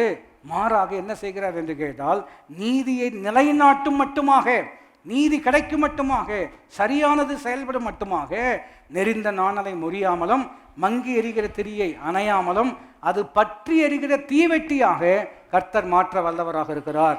ஆகையினால நான் உங்களுக்கு சொல்லக்கூடிய வார்த்தை நெறிந்த நாணல். நம்ம எப்படி இருக்கிறோம்? நெறிந்த நாணல்னா இன்னொரு உதாரணம் இருக்கிறது இல்லை பைபிளில். நாணல்னா எப்படி இருக்கும்னா, காற்று எந்த பக்கம் அடிக்குதோ அந்த பக்கம் சாயம். காலையில் ஒருத்தங்க இப்படி நின்றுட்டு இருந்திருப்பீங்க, காலையில் இது வழங்காதுன்னு சொன்னோன்னா அந்த சைடு என்ன செஞ்சுருப்போம்? சாஞ்சிருப்போம். சர்ச்சுக்கு வந்தோன்னா கட்டாயம் அப்படின்னா டப்பான்னு எந்திரிச்சு நின்றுருப்போம். நாளைக்கு அதெல்லாம் வேலைக்கு ஆகாது, திரும்பி என்ன செஞ்சிருவோம்? அப்படி தான் நம்முடைய வாழ்க்கை ஓடுகிறது. நான் சொல்லுகிறேன், இன்னொரு வசனம் சொல்கிறோமே, பைபிள் எப்படி இருக்கிறது? கர்த்தர் மேல் நம்பிக்கை வைத்திருக்கிறவர்கள் சீயோன் பர்வதம் போல், சொல்லுங்கள் சொல்லுங்கள், சீயோன் பர்வதம் போல் அசையாமல் உறுதியுடன், அந்த உறுதி கர்த்தர் உங்களுக்கு கொடுப்பார். வார்த்தையினால்தான் அந்த உறுதி கர்த்தர் நமக்கு என்ன செய்கிறார்? கொடுக்குறார். அப்போது ஸ்டாமினா வேணும், தேவ சித்தம் செய்யணும்னா என்ன வேணும்? ஸ்டாமினா வேணும். ஸ்டாமினா உடனே வருமா அப்படின்னு கேட்டிங்கன்னா இல்லை, கொஞ்சம் கொஞ்சமாக இல்லையா? நான் எளிமையான எதுக்கு இப்படி சிம்பிளாக சொல்கிறோம்? இப்படி தான் பாருங்கள், வசனத்தை உட்கொள்ள புரிந்து கொள்ள தேவ சித்தம் செய்வதற்கான பலன் வார்த்தையின் மூலமாக கர்த்தர் நமக்குள்ள என்ன செய்கிறார்? கொண்டு வருகிறார். எத்தனை பேருக்கு நான் சொல்வது புரிந்து கொள்ள முடியும்? அப்போ குறிப்பாக கவனிக்க வேண்டும் என்று சொன்னால் ஸ்டாமினா வேணும். எடுத்தோன்னா 5 கிலோமீட்டர் உங்களால் போக முடியுமா அப்படின்னு கேட்டீங்க, நடக்க முடியுமா அப்படின்னு கேட்டால் உங்களால் 5 கிலோமீட்டர் என்ன செய்ய முடியாது? நடக்க முடியாது. ஃபஸ்ட்டு 5 நிமிஷம் நடக்கலாம். சொல்லுங்கள், எவ்வளோ நிமிஷம் நடக்கலாம்? மறுபடியும் பாருங்கள், உங்களை பார்த்தா நிறைய பாயிண்ட் வருது இல்லையா? 1 மணி நேரமாவது ஜோம் பண்ணக்கூடாதான். அப்போ குறைஞ்ச கிறிஸ்தவன் எவ்வளோ மணி நேரம் ஜோம் பண்ண வேண்டும் அப்படின்னு அந்த வசனத்தை வச்சு சொல்லுவாங்க. 1 மணி நேரம் ஜோம் பண்ணலாங்க. ஃபஸ்ட்டு எப்போ தான் ஆரம்பிக்க முடியும்? ஒரு சின்ன லெவலில் தான் ஆரம்பிக்க முடியும். நீங்களும் பிள்ளைகளாக இருந்திருக்கோம், நாமளும் பிள்ளைகளாக இருந்திருக்கிறோம். எத்தனை பேர் எடுத்தோன்னே கடனோட ஆரம்பிச்சிங்க வாழ்க்கையில்? இல்லையே. ஃபஸ்ட்டு என்ன செஞ்சு ஆரம்பித்தோம்? தவழும் பொழுதே எல்லாவற்றையும் இழுத்து போட்டவர்கள் நாங்கள். நான் சொல்ல விலையும் கொள்ள முடிகிறதா? அதுக்கப்புறம் ஒன்றை பிடிச்சி நின்னோம். அதுக்கப்புறம் தான் என்ன செய்ய ஆரம்பித்தோம்? நடக்க ஆரம்பித்தோம். நான் சொல்ல விலையும் கொள்ள முடிகிறதா? தாவீது எப்படி விருத்தி அடைந்தான்? வரதான் என்ன செய்கிறான்? விருத்தி அடைகிறான். நான் சொல்கிறத புரிந்து கொள்ள முடிகிறதா? அப்போ ஒரு 5 நிமிஷம் நடக்கிறோம். அப்போ அந்த 5 நிமிஷம் நடக்கிறதுனால ஒரு ஸ்ட்ரென்த் வருகிறது அல்லவா? அதுக்கப்புறம் 5 நிமிஷம் நடந்தவர்கள் இப்பொழுது என்ன செய்கிறார்கள்? ஒரு 10 நிமிஷம் என்ன செய்கிறாங்க? இப்படி கொஞ்சம் கொஞ்சமாக ஸ்டாமினா பில்ட் பண்ண தான் பாருங்கள், ஒரு காலகட்டம் வரும் பொழுது அரை மணி நேரம் அவங்களால என்ன செய்ய முடிகிறது? நடக்க முடிகிறோம். நான் சொல்வது எத்தனை பேர் புரிந்து கொள்ள முடியும்? ஒரு காலத்தில் பிரசங்கம் பண்ணணும் அப்படின்னு சொன்னோம்னா பாருங்கள், மறுபடியும் இதெல்லாம் போக தானே படிச்சுக்கிறது. சில நேரத்தில் ஆர்வ கோளாறில் ஃபஸ்ட்டே ரொம்ப வேகமாக போயிட்டு அப்புறம் ஐயோ 12:45 தான் ஆச்சா, இன்னும் காமன் நேரம் எப்படி இவங்களை வச்சு தாட்டுறது கர்த்தாவி, நான் சொல்கிறது உங்களுக்கு புரிகிறதா? அந்த மாதிரியெல்லாம் ஆயிரும் இல்லையா? அந்த காலத்தில் அப்படி தான் இருந்தது. ஏன்னா பழகிட்டு தானே இருக்கிறோம் இல்லையா? இன்னொன்று சொல்லணுன்னா உங்களுக்கு ரொம்ப நன்றி சொல்லணும். உங்களை வச்சு தான் நான் பழகி இருக்கிறேன், பார்த்துப்பாங்க. நான் சொல்ல விலைக்கு போட பிடிக்கிறதா? நீங்கள் என்னோட பொறுமையாக இருந்ததுமைக்காக நன்றி செலுத்துகிறோம். நான் ஏன்னா மூத்தவங்கலாம் இருக்காங்க இல்லையா, அவங்க நம்ம பிறந்த காலத்துலேருந்து பார்த்தவங்கலாம் இருக்கிறாங்க. அவங்கெல்லாம் இவன் என்ன பேசுவானோ தெரியல. அப்போ பரவாயில்ல கொஞ்சம் இம்ப்ரூவ் ஆகிட்டு இருக்கிறாரு. நான் சொல்லுவேன், உங்களுக்கு புரிகிறதா? அப்படி கொஞ்சம் கொஞ்சமாக தான் படிக்கணும். ஒரு காலத்தில் என்ன பயம் அப்படின்னு சொன்னோம்னா, பாதி பிரசங்கம் பண்ணும் பொழுது பாயிண்ட் வரலன்னு என்ன பண்ணுறதுன்னு ஒரு பெரிய பயம் இருக்கிறோம். அந்த பயத்தினால பார்த்தீங்கன்னா பக்கமாக என்ன எழுதி வச்சுருப்பேன், நோட்ஸ் எழுதி வச்சுருப்பேன். இப்போ என்ன பிரச்சனைன்னா, எந்த பாயிண்ட்டை சொல்கிறதுங்கிறது தான் பிரச்சனை. ஏன்னா பாயிண்ட் எப்படி இருக்கிறது நிறைய இருக்குது. ஏன்னா முடிய தான் நிறைய என்ன வருது, இந்த ஒன்று சொல்லி முடிச்சிட்டுமா அப்படின்னு எத்தனை தடவை சொல்லியிருக்கிறேன். அதையும் கேட்டு என்னோட பொறுமையாக இருந்தவர்களுக்கு நான் சொல்ல விலையும் கொள்ள முடிகிறதா? எதுக்கு சொல்கிறோம்? ஆரம்பத்தில் எடுத்தோன்னே எப்படி இருந்தோமா? இல்லையே, வசனம் உள்ளே போகுது. ஒரு வசனத்தை எடுத்தால் இன்னொரு வசனம் என்ன செய்கிறது? ஒருவர் ரொம்ப அற்புதமாக சொன்னார், நூடுல்ஸை தனியாக எடுக்கவே முடியாது. பார்த்துருக்கீங்களா? ஒன்று எடுத்திங்கன்னா இன்னொன்று என்ன செஞ்சு தான் வரும். பெண்களும் அப்படி தான், ஒரு பிரச்சனையும் ஒன்றா பேச மாட்டாங்க. நான் சொல்கிறது விலையும் கொள்ள முடிகிறதா? அப்படி அதை சொல்ல வரல, நான் எதை சொல்ல வந்தேன் அப்படின்னம்னா, ஒரு வசனம் எடுத்தோம்னா, நான் சொல்கிறது உங்களுக்கு புரிகிறதா? இப்படி தான் வசனம் உள்ளே போக மனதை கர்த்தர் என்ன செய்கிறார்? விருத்தி அடைய செய்கிறார் இல்லையா? அப்படி உங்களுக்குள்ளே என்ன வருகிறது? பலன் வருகிறது. அப்போ ஒரு 5 கிலோமீட்டர் நடக்கணும், 3 கிலோமீட்டர் நடக்கணும்னு சொல்லும் பொழுது ஆனால் ஒன்றும் பரவாயில்ல, கட்டாயம் என்ன செய்ய முடியும்? நடக்க முடியும். அந்த தைரியம் எப்போ வருகிறது என்று கேட்டால் உடனே என்ன செய்கிறதில்லை, வர்றதில்லை. இப்போ உங்களுக்கு இருக்கிற சவால் இருக்கிறது அல்லவா, அதை நீங்கள் கட்டாயம் ஜெயிக்கலாம். நான் சொல்வதை திரும்ப சொல்லும்படி விளக்கம் சொல்லும்படி வரும். இப்பொழுது இருக்கிற சவாலை நீங்கள் கட்டாயம் ஜெயிக்க முடியும். என்னோட இணைந்து சொல்லுங்கள், இப்பொழுது இருக்கிற சவால் என்னால் கட்டாயம். என்னால்னா தேவ பலத்தை கொண்டு கட்டாயம். ஏன் அப்படி சொல்லுகிறேன் என்று கேட்டால், இந்த வயசில் இந்த சவாலை அனுமதிச்சா நீங்கள் ஜெயிக்க முடியும்னு ஆண்டவருக்கு தெரியும். நான் சொல்ல எத்தனை பேருக்கு புரிகிறது? இப்போ 5 வயசு பையன் இருக்கிறார். அவர் வந்த உடனே ஒரு 25 கிலோ அல்லது 50 கிலோ அரிசி தூக்கி அவர் முதுகில் வைப்பீங்களா? வைக்க மாட்டீங்க. ஏன் வைக்க மாட்டீங்க? நம்ம வீட்டுக்கு எடுத்துகிட்டு போயிடுவோம், அது வேறு. ஏன் வைக்க மாட்டோம்? அவனே சின்ன பையன், அவன் ஸ்கூல் புக்கு தூக்குறதே அப்படி இருக்கும்போது. ஆனால் அதே சமயத்தில் திடகாத்திரமாக ஒருத்தர் வரும்பொழுது அவர்கிட்ட கட்டாயம் ஏங்க இதை கொஞ்சம் தூக்கி அங்கே வைங்கன்னு சொல்லுவோம். அவரும் இவ்வளவு தானா அப்படின்னு என்ன செய்வார்? எதுக்கு இந்த உதாரணப்படுத்துக்கிறேன் என்று கேட்டால், ஐயோ இதை நான் எப்படி கையாள போகிறேன்? இதை கட்டாயம் நீங்கள் ஜெயிக்க முடியும், கட்டாயம் கையாள முடியும். எந்த நிலையில் எந்த சோதனை வந்தால் நீங்கள் ஜெயிப்பீர்கள் என்று தேவனுக்கு தெரியும். ஆனால் தான் திராணிக்கு மேலாக சோதிக்கப்படுவதற்கு அவர் இடம் கொடாமல் அதனோட கூட தாங்கி கொள்ளக்கூடிய பலனை கர்த்தர் உங்களுக்கு தரக்கூடியவராக இருக்கிறார். நீங்கள் கட்டாயம் ஜெயிப்பீர்கள். இப்போ தானியேலுக்கு வந்த சோதனை கவனித்து பார்த்துருக்கிறீங்களா? பாருங்கள், யோபை குறித்து தான் பேசணும், பட் இதெல்லாம் ரொம்ப அற்புதமாக இருக்கிறது. தானியேலுக்கு சோதனை எப்போ வந்தது கேட்டிங்கன்னா, அவரை கொண்டு போய் சிங்கக்கேபியில் போடுறாங்க இல்லையா? அது எல்லாருக்குமே தெரிஞ்ச அனுபவம் அதான். அப்போ அவரை கொண்டு போய் சிங்கக்கேபியில் போடும்போது அவருக்கு என்ன வயசு தெரியுங்களா? கேட்டிருக்கீங்களா? அவருக்கு நம்ம இந்த சண்டே ஸ்கூல் படமெல்லாம் பார்த்ததுனால அவர் கொஞ்சம் யங்காக இருக்கிறார் அதில். ஆனால் உண்மை அது கிடையாது. ஒரு கணக்கு பிரகாரம் பார்த்தீங்கன்னா ஏறக்குறைய 80 வயசு ஆயிடுச்சு. எவ்வளோ வயசு ஆயிடுச்சுங்க? 80 வயசு ஆயிடுச்சு. 80 வயசு தாத்தாவை கொண்டு போய் இல்லையா ஒருத்தர் இப்படி சொல்கிறார், ஏன் தானியேல சிங்கம் சாப்பிடல? நல்ல பீஸா போடக்கூடாது. நான் சொல்கிற வேலைக்கு கொண்டு பிடிக்கிறதா?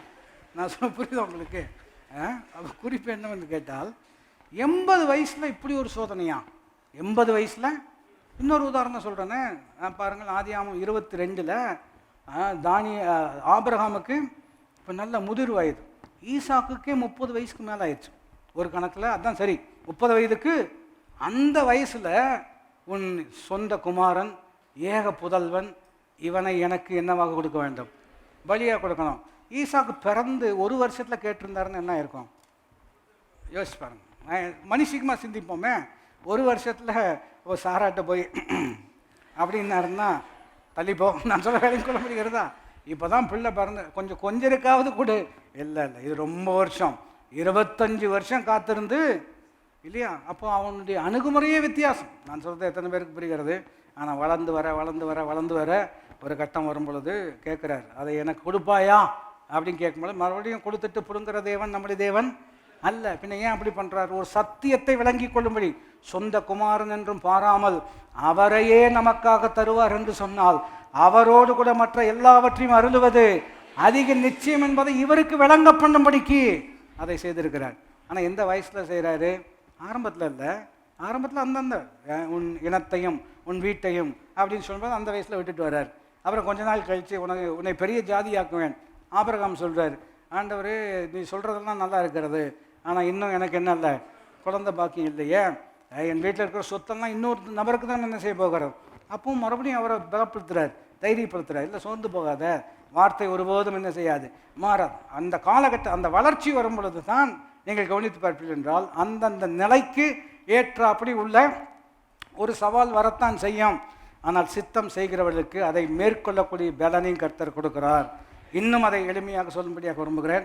போன வாரத்தில் ஒரு உறவினர் பிள்ளை அவங்ககிட்ட பேசிகிட்டு இருக்கும் பொழுது, அவங்க ஃபஸ்ட் ஸ்டாண்டர்டோ செகண்ட் ஸ்டாண்டர்டோ தான் படிக்கிறாங்க.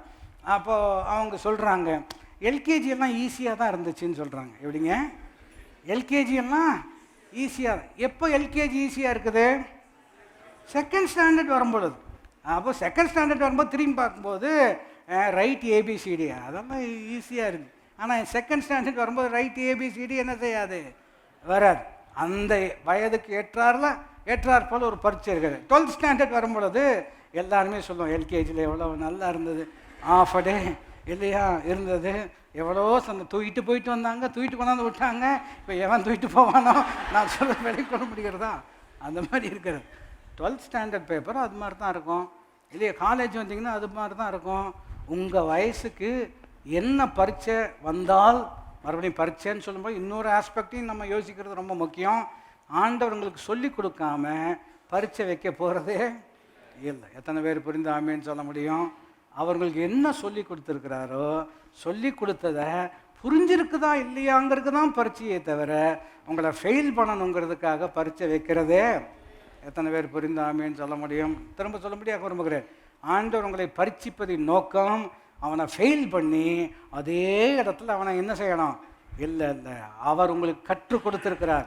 இன்னும் அதை சிறப்புப்படுத்த வேண்டும் என்று சொன்னால், அவர் எனக்கு கற்றுக் கொடுத்த விதம் அப்படி இருக்கிறபடினால் நான் தோல்வி அடைவதற்கு வாய்ப்பே இல்லை. புரிந்து ஆமேன்னு சொன்னவங்க கட்டாயம் ஜெயிப்பீர்கள். திரும்பவும் சொல்லும்படியாக, அவர் எனக்கு கற்றுக் கொடுக்கக்கூடிய விதம் எப்படிப்பட்டதாக இருக்கிறது என்று கேட்டால், பரீட்சை விடும்போது கட்டாயம் நாம் என்ன செய்வோம்? ஜெயிப்போம். தானியலை தான் சொல்ல வந்தோம். 80 வயசில் கொண்டே சிங்கக்கவியில் போட்டால் நைட்டெல்லாம் யார் தூங்கலார்? ராஜா தூங்காமல் உட்காந்துருக்கிறார். மறுபடியும் அதெல்லாம் நீங்கள் யோசிப்பீர்கள் என்று சொன்னால், ராஜாவுக்கு ஃப்ரெண்டு யார்? தானியல். ஆனால் சிக்கல் எப்படி வந்திருக்குன்னு சொன்னோம்னா, ராஜாவாக இருந்தாலும் அவருடைய ரொம்ப க்ளோஸ் ஃப்ரெண்டை காப்பாற்ற முடியாத நிலைமையில் ஒரு சிக்கல்.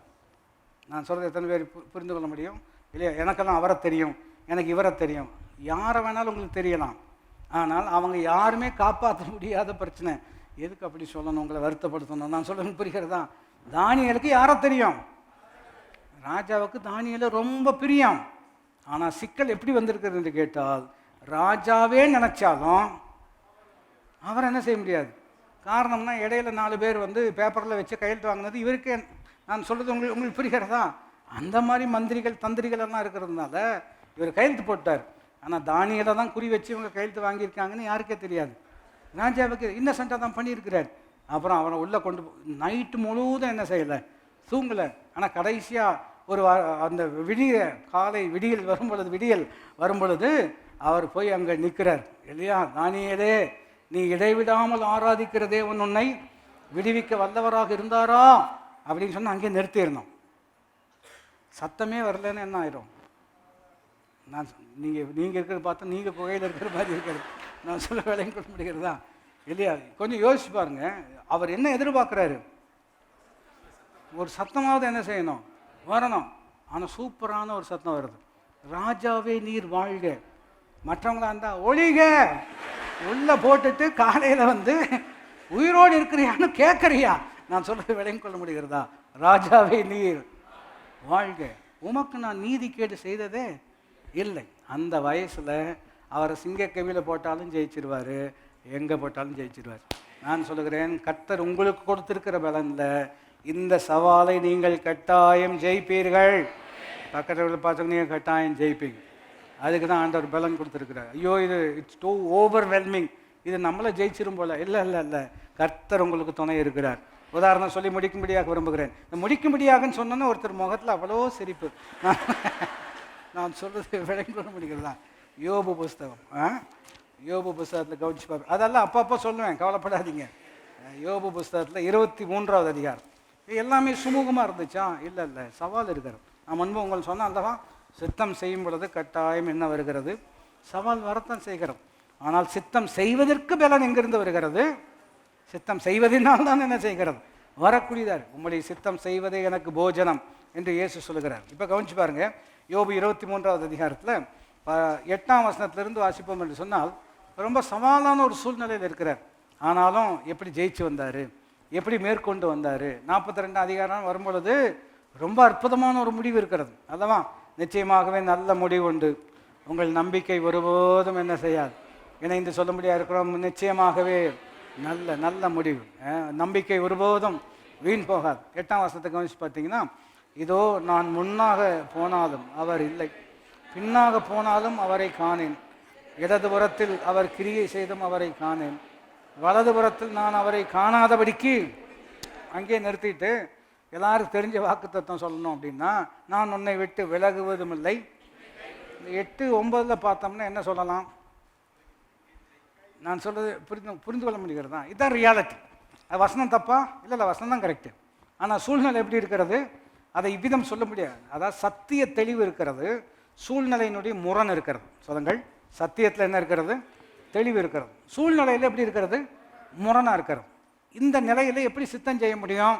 சித்தம் செய்வதற்கான பலன் எங்கிருந்து வருகிறது? அவர் கேட்குறார், முன்னாடி பார்த்தாலும் உண்மை காணோம், பின்னாக தேடினேன் உண்மை காணவில்லை, வலது இடதுபுறம் நான் பார்த்தேன் உண்மை காணவில்லை. ஆனால் வசனம் என்ன சொல்லியிருக்கிறீர்? நான் உன்னை விட்டு விலகுவதும் இல்லை.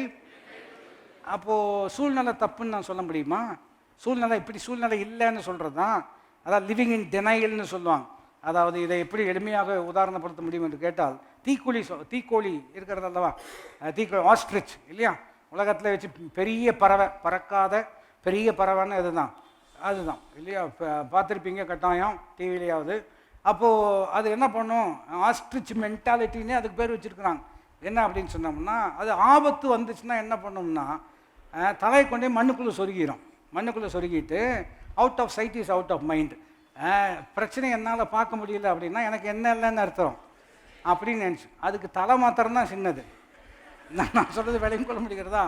உடம்பு சரியான சைஸ், ஆனால் அதனுடைய மைண்ட் எப்படி வேலை செய்யுது அப்படின்னா, கொண்டு போய் மணலுக்குள்ளே தலையை விட்டுட்டு எனக்கு என்ன பிரச்சனையே. கிறிஸ்தவங்க அப்படி கிடையாது இல்லையா. நாங்கள் தலையை நிமிர்ந்து பார்த்து இல்லையா, பக்கத்தில் 1000 பேரும் வலதுபுறத்தில், நான் இப்படி தான் அதை பிக்சர் பண்ணுறது இல்லையா, பிக்சர் லாங்குவேஜ் தான். நீங்கள் பக்கத்தில் 1000 பேர் விழுந்துட்டாங்க. 1000 பேர் விழுந்த உடனே என்ன சொல்கிறாங்கன்னா, அந்த வரிசையில் அடுத்தது நீ தான், அதனால் அடுத்தது யார் தான் விழ போகிறீங்க அப்படின்னு நினைக்கிறாங்க. ஆனால் என்ன ஆச்சு அப்படின்னா, 1000 பேர் விழுந்தார்கள், நம்மளை விட்டுட்டு இங்கிருந்து ஆரம்பித்து 10000 பேர். நீங்கள் என்ன பண்ணி கொண்டிருக்கிறீர்கள்? பக்கத்தில் இருக்க பார்த்து கட்டாயம் நிற்பீங்க, அதுதான் உண்மை. அப்போ இவங்க விழுந்தது இல்லைன்னு சொல்கிறோமா? இல்லை, நஷ்டம்தான். ஆனால் நான் கண்களால் அதை கண்டு துன்மார்க்கத்துக்கு நேரும் படையினை, எத்தனை பேருக்கு நான் சொல்வது புரிந்து கொள்ள முடியும்? அப்போ we are not out of touch with reality. அப்போ இயற்நிலை நமக்கு புரியாமல் பேசலை. சிலர் இப்படி சொல்லுவாங்களோ, பிரசங்கள்லாம் கேட்குறதுக்கு நல்லா தாங்க இருக்கும், வாழ்க்கைக்கு என்ன செய்யாது, ஒத்து வராது அப்படின்னு சொல்லுவாங்க. இல்லை, ஒத்து வர்றது தான் பிரசங்கம் பண்ணும் இல்லையா. அப்போ யோபு சொல்கிறார், முன்ன பார்த்தா உண்மை காணவில்லை, பெண்ணை பார்த்தா உன்னை காணவில்லை, வலது இடதுபுறம் நான் தேடினேன், உண்மை என்ன செய்யவில்லை, காணவில்லை. அப்படி இருக்கிறதுனா காணவில்லைன்னு ஒரு ஃபுல் ஸ்டாப் வச்சு நானாக ஒரு கன்க்ளூஷன் கொண்டு வந்தால் என்ன கன்க்ளூஷன் கொண்டு வரலாம்? அவரே இல்லை, அப்போ நம்ம இருந்த என்ன பிரயோஜனம்?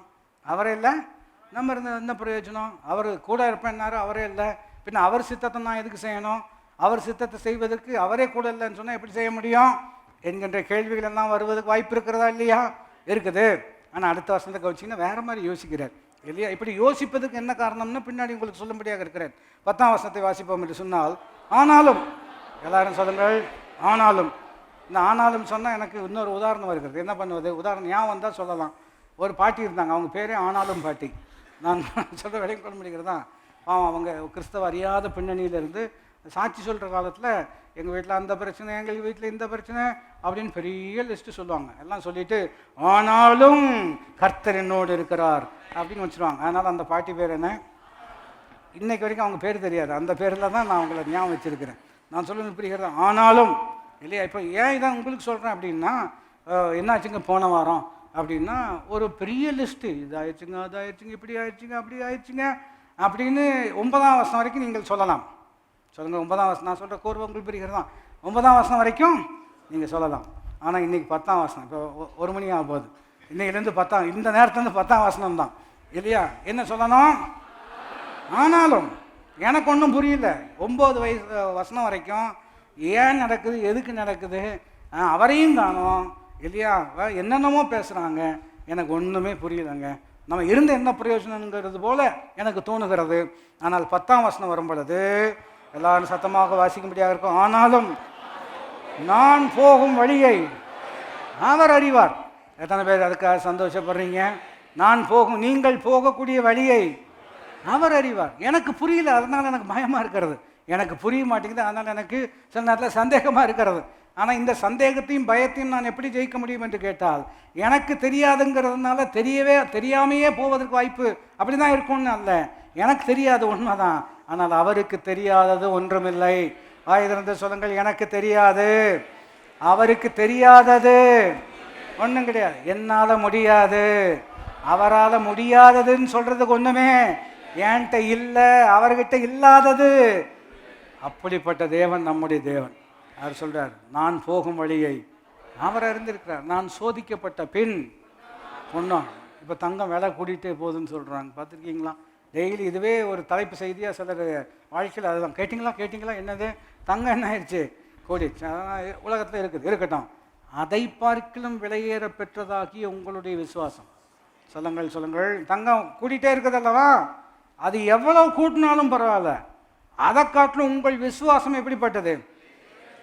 எத்தனை பேருக்கு நான் சொல்லுவது புரிகிறது? இப்போ நிறைய பேர் ஏன் சொல்லலைன்னா, விசுவாசம் கிடக்கட்டும், அதில் வந்து 5 பவுன் கிடச்சா, நான் சொல்லுவது புரிகிறதா? அதை காட்டிலும் உங்கள் விசுவாசம் எப்படிப்பட்டதுங்க? அது சோதிக்கப்பட்ட பின் எப்படி வழங்குவீங்க? எப்போ சோதனை வர்றது, எப்போ முடிகிறது? பவுல் சொல்கிறார், அதிசீக்கிரத்தில் நீங்கும். நிறைய பேர்கிட்ட கேட்டிங்கன்னா, இது அதிசீக்கிரமும் ஒருவர் சொன்னது மறுபடியும் நினைவுக்கு வருகிறது. என்ன செய்யுது? அவர் சொல்கிறார், I can prove the Bible wrong அப்படின்னார். எப்படிங்க? பைபிள் வந்து தப்புன்னு நான் நிரூபிப்பேன் அப்படின்னார். எப்படி கேட்கும் பொழுது, பைபிள் உபத்திரவ காலம் 7 வருஷம்னு சொல்லிருக்கு. எனக்கு கல்யாணமே 8 வருஷம் ஆச்சுங்க. நான் சொல்றது விலைக்கு சொல்ல முடியாதா? கொஞ்சம் பேர் என்ன சொல்ல வந்தார்?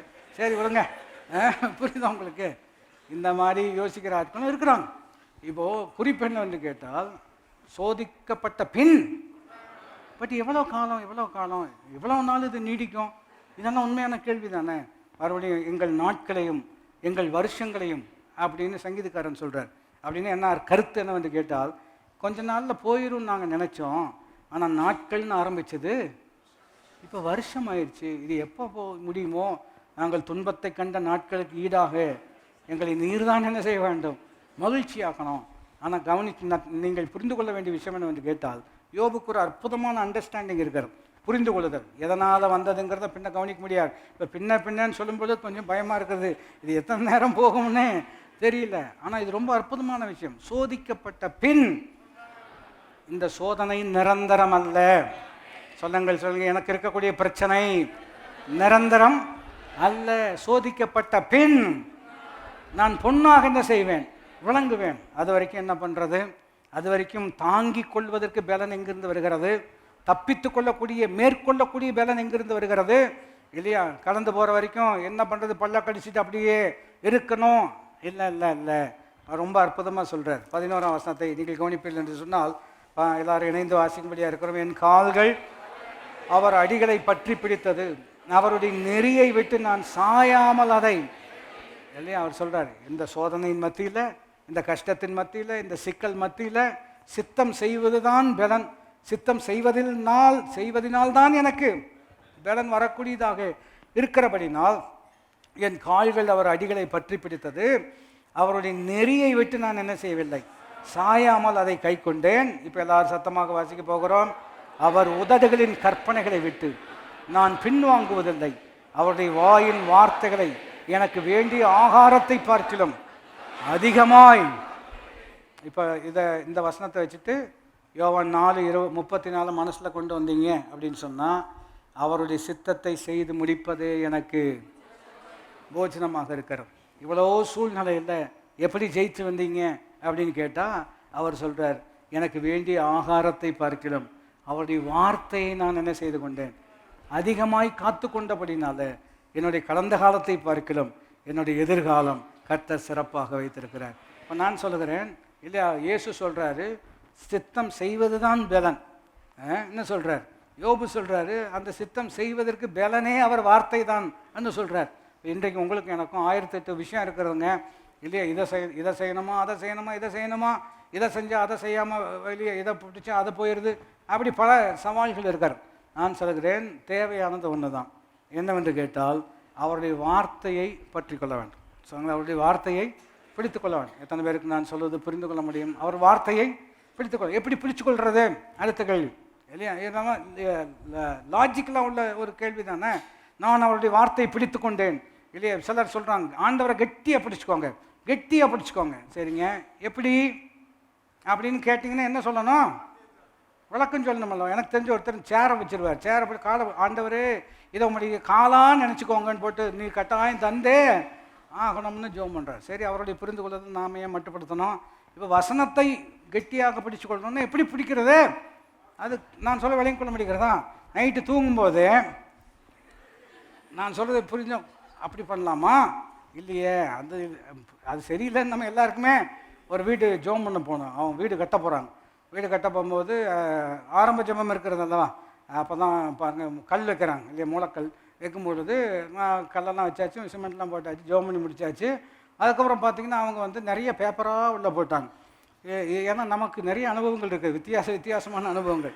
இது ஒரு புதுசு இல்லையா. அப்போ எதுக்கு நிறைய பேப்பர் போடுறீங்க அப்படின்னு சொன்னால் அந்த ஒவ்வொரு பேப்பர்லேயும் ஒரு வசனம் எழுதியிருக்காங்க. சொல்லுங்கள், என்ன எழுதியிருக்காங்க? வசனம் எழுதியிருக்காங்க. அப்போது ஃபவுண்டேஷன் எப்படி இருக்கும்? ஸ்ட்ராங்காக இருக்கும். எப்போ சொல்லுங்கள், எப்போ? இப்போ வாக்குத்தத்தம் போட்டதுனால நீங்கள் சிமெண்ட் என்ன செய்ய வேண்டாம். நான் சொல்கிறது உங்களுக்கு புரிகிறதா? ஆனால் அவங்கள நம்ம குறையாக சொல்கிறோமா? இல்லை, அவங்களுக்கு ஒரு புரிஞ்சு கொள்ளுதல். சில பாஸ்டர் இந்த என்னைக்காக ஜோம் பண்ணுங்க, ரைட் ஆண்டவரே, இல்லை கலப்படத்தை எல்லாம் மாற்றி நான் சொல்ல விளக்கொள்ள முடிகிறதா? மறுபடியும் அவங்கள குறைவாக சொல்கிறோமா? இல்லை இல்லை, அவங்களுக்கு ஒரு ஒரு நம்பிக்கை இருக்கிறது. என்ன நம்பிக்கை இருக்கிறது? எண்ணெய் பூசி ஜெபம் பண்ணார்கள் பைபிள் இருக்கிறது அல்லவா, அது சொல்கிறேன். அவங்க அதுக்கு ஒரு விளக்கம் இப்போ சொல்ல ஆரம்பித்தா அது ரொம்ப டைம் ஆகும். பாயிண்ட் என்ன அப்படின்னு சொன்னோம்னா, வல்லமை எண்ணெயில் இல்லை, வல்லமையில் வார்த்தையில் தான் இருக்கிறது. ஒரு உதாரணம் நினைவுக்கு தான், சூப்பரான உதாரணம்.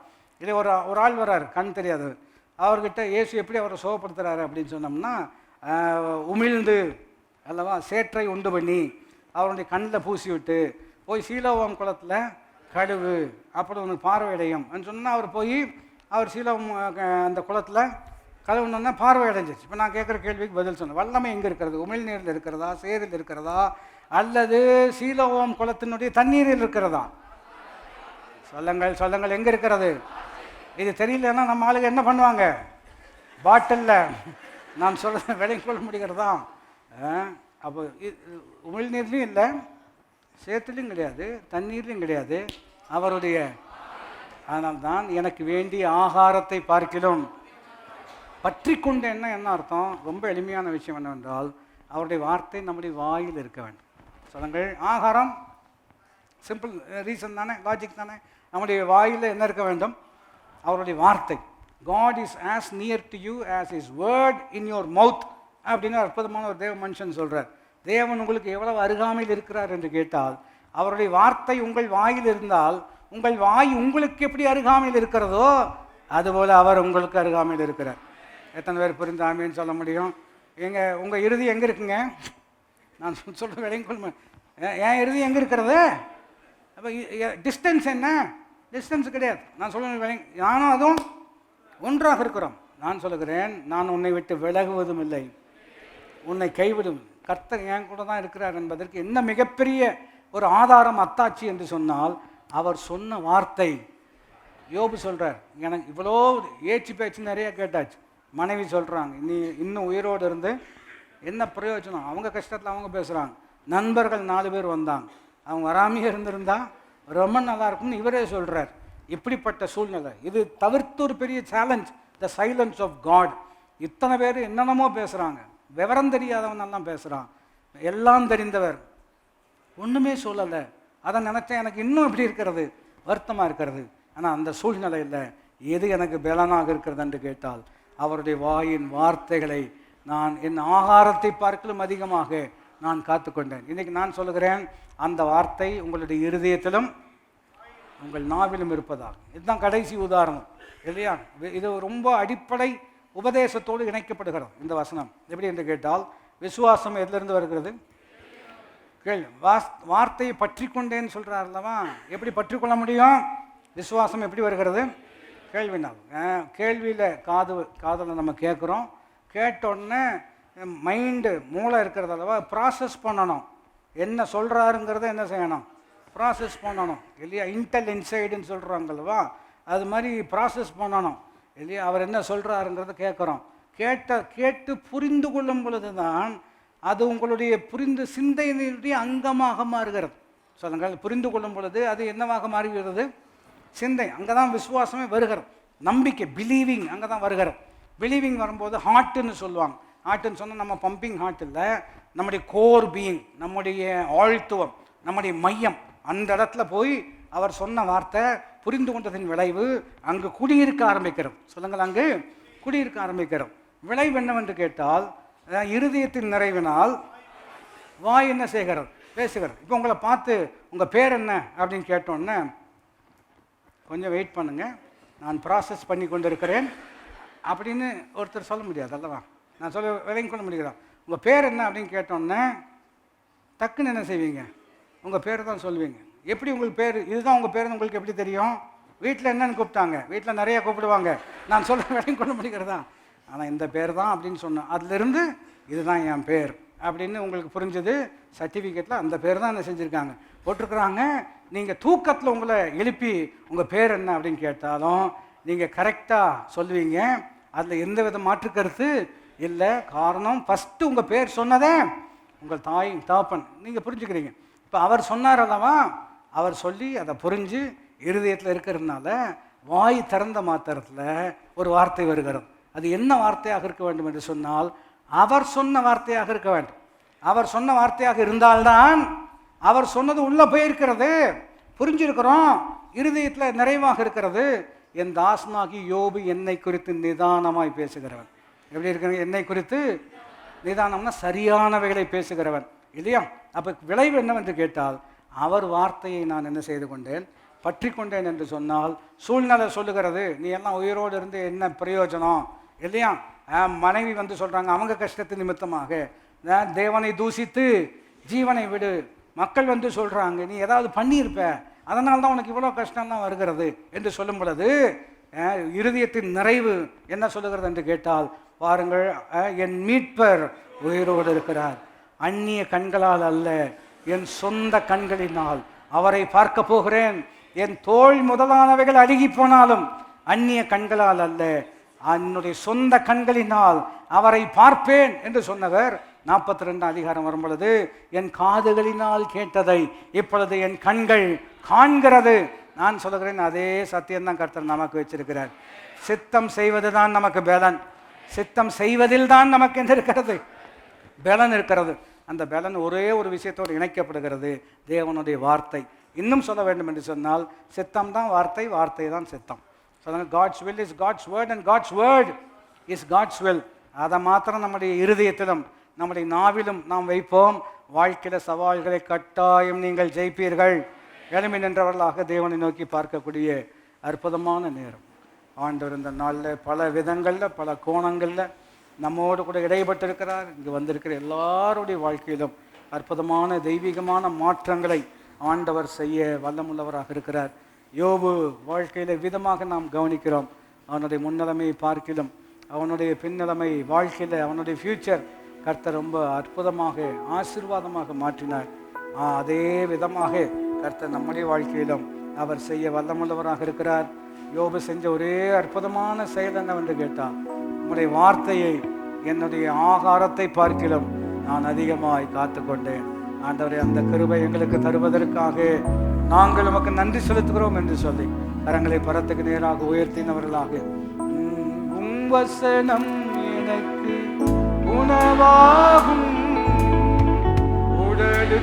உடலுக்கெல்லாம் மருந்தாகும் உம் வசனம் எனக்கு உணவாகும் உடலுக்கெல்லாம் மருந்தாகும் இரவும் பகலும் ஐயா ஏசையா வசனம் தியானிக்கிறேன் ராஜா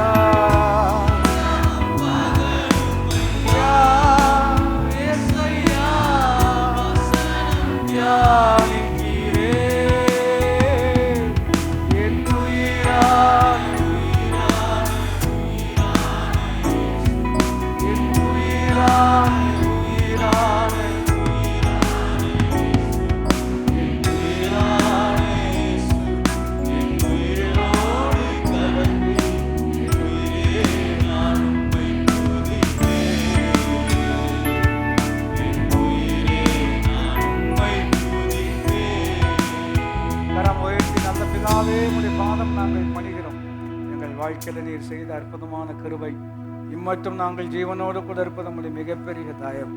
உடைய சித்தம் செய்வதே எங்களுக்கு பலனாக இருக்கிறது. பலவீனன் தன்னை பலவான் என்று சொல்வானாக. எங்களை பலப்படுத்துகிற கிறிஸ்துவினாலே எல்லாவற்றையும் செய்ய அவர் சித்தம் செய்ய எங்களுக்கு பலன் உண்டு. அந்த வார்த்தையின்படியே நம்முடைய மக்களை ஆசீர்வதிப்பீராக. கிருபை பெருகட்டும். இயேசுவின் நாமத்தில் கேட்கிறோம் எங்களுடைய நல்ல பிதாவே. நம்முடைய கர்த்தராகிய இயேசு கிறிஸ்துவினுடைய கிருபையும் பிதாவாகிய தேவனுடைய அன்பும் பரிசுத்த ஆவியானவருடைய ஐக்கியம் நம் அனைவரோடு கூட என்றென்றைக்கும் இருப்பதாக. ஆமென். அல்லேலூயா. கர்த்தர் உங்களை ஆசீர்வதிப்பார்.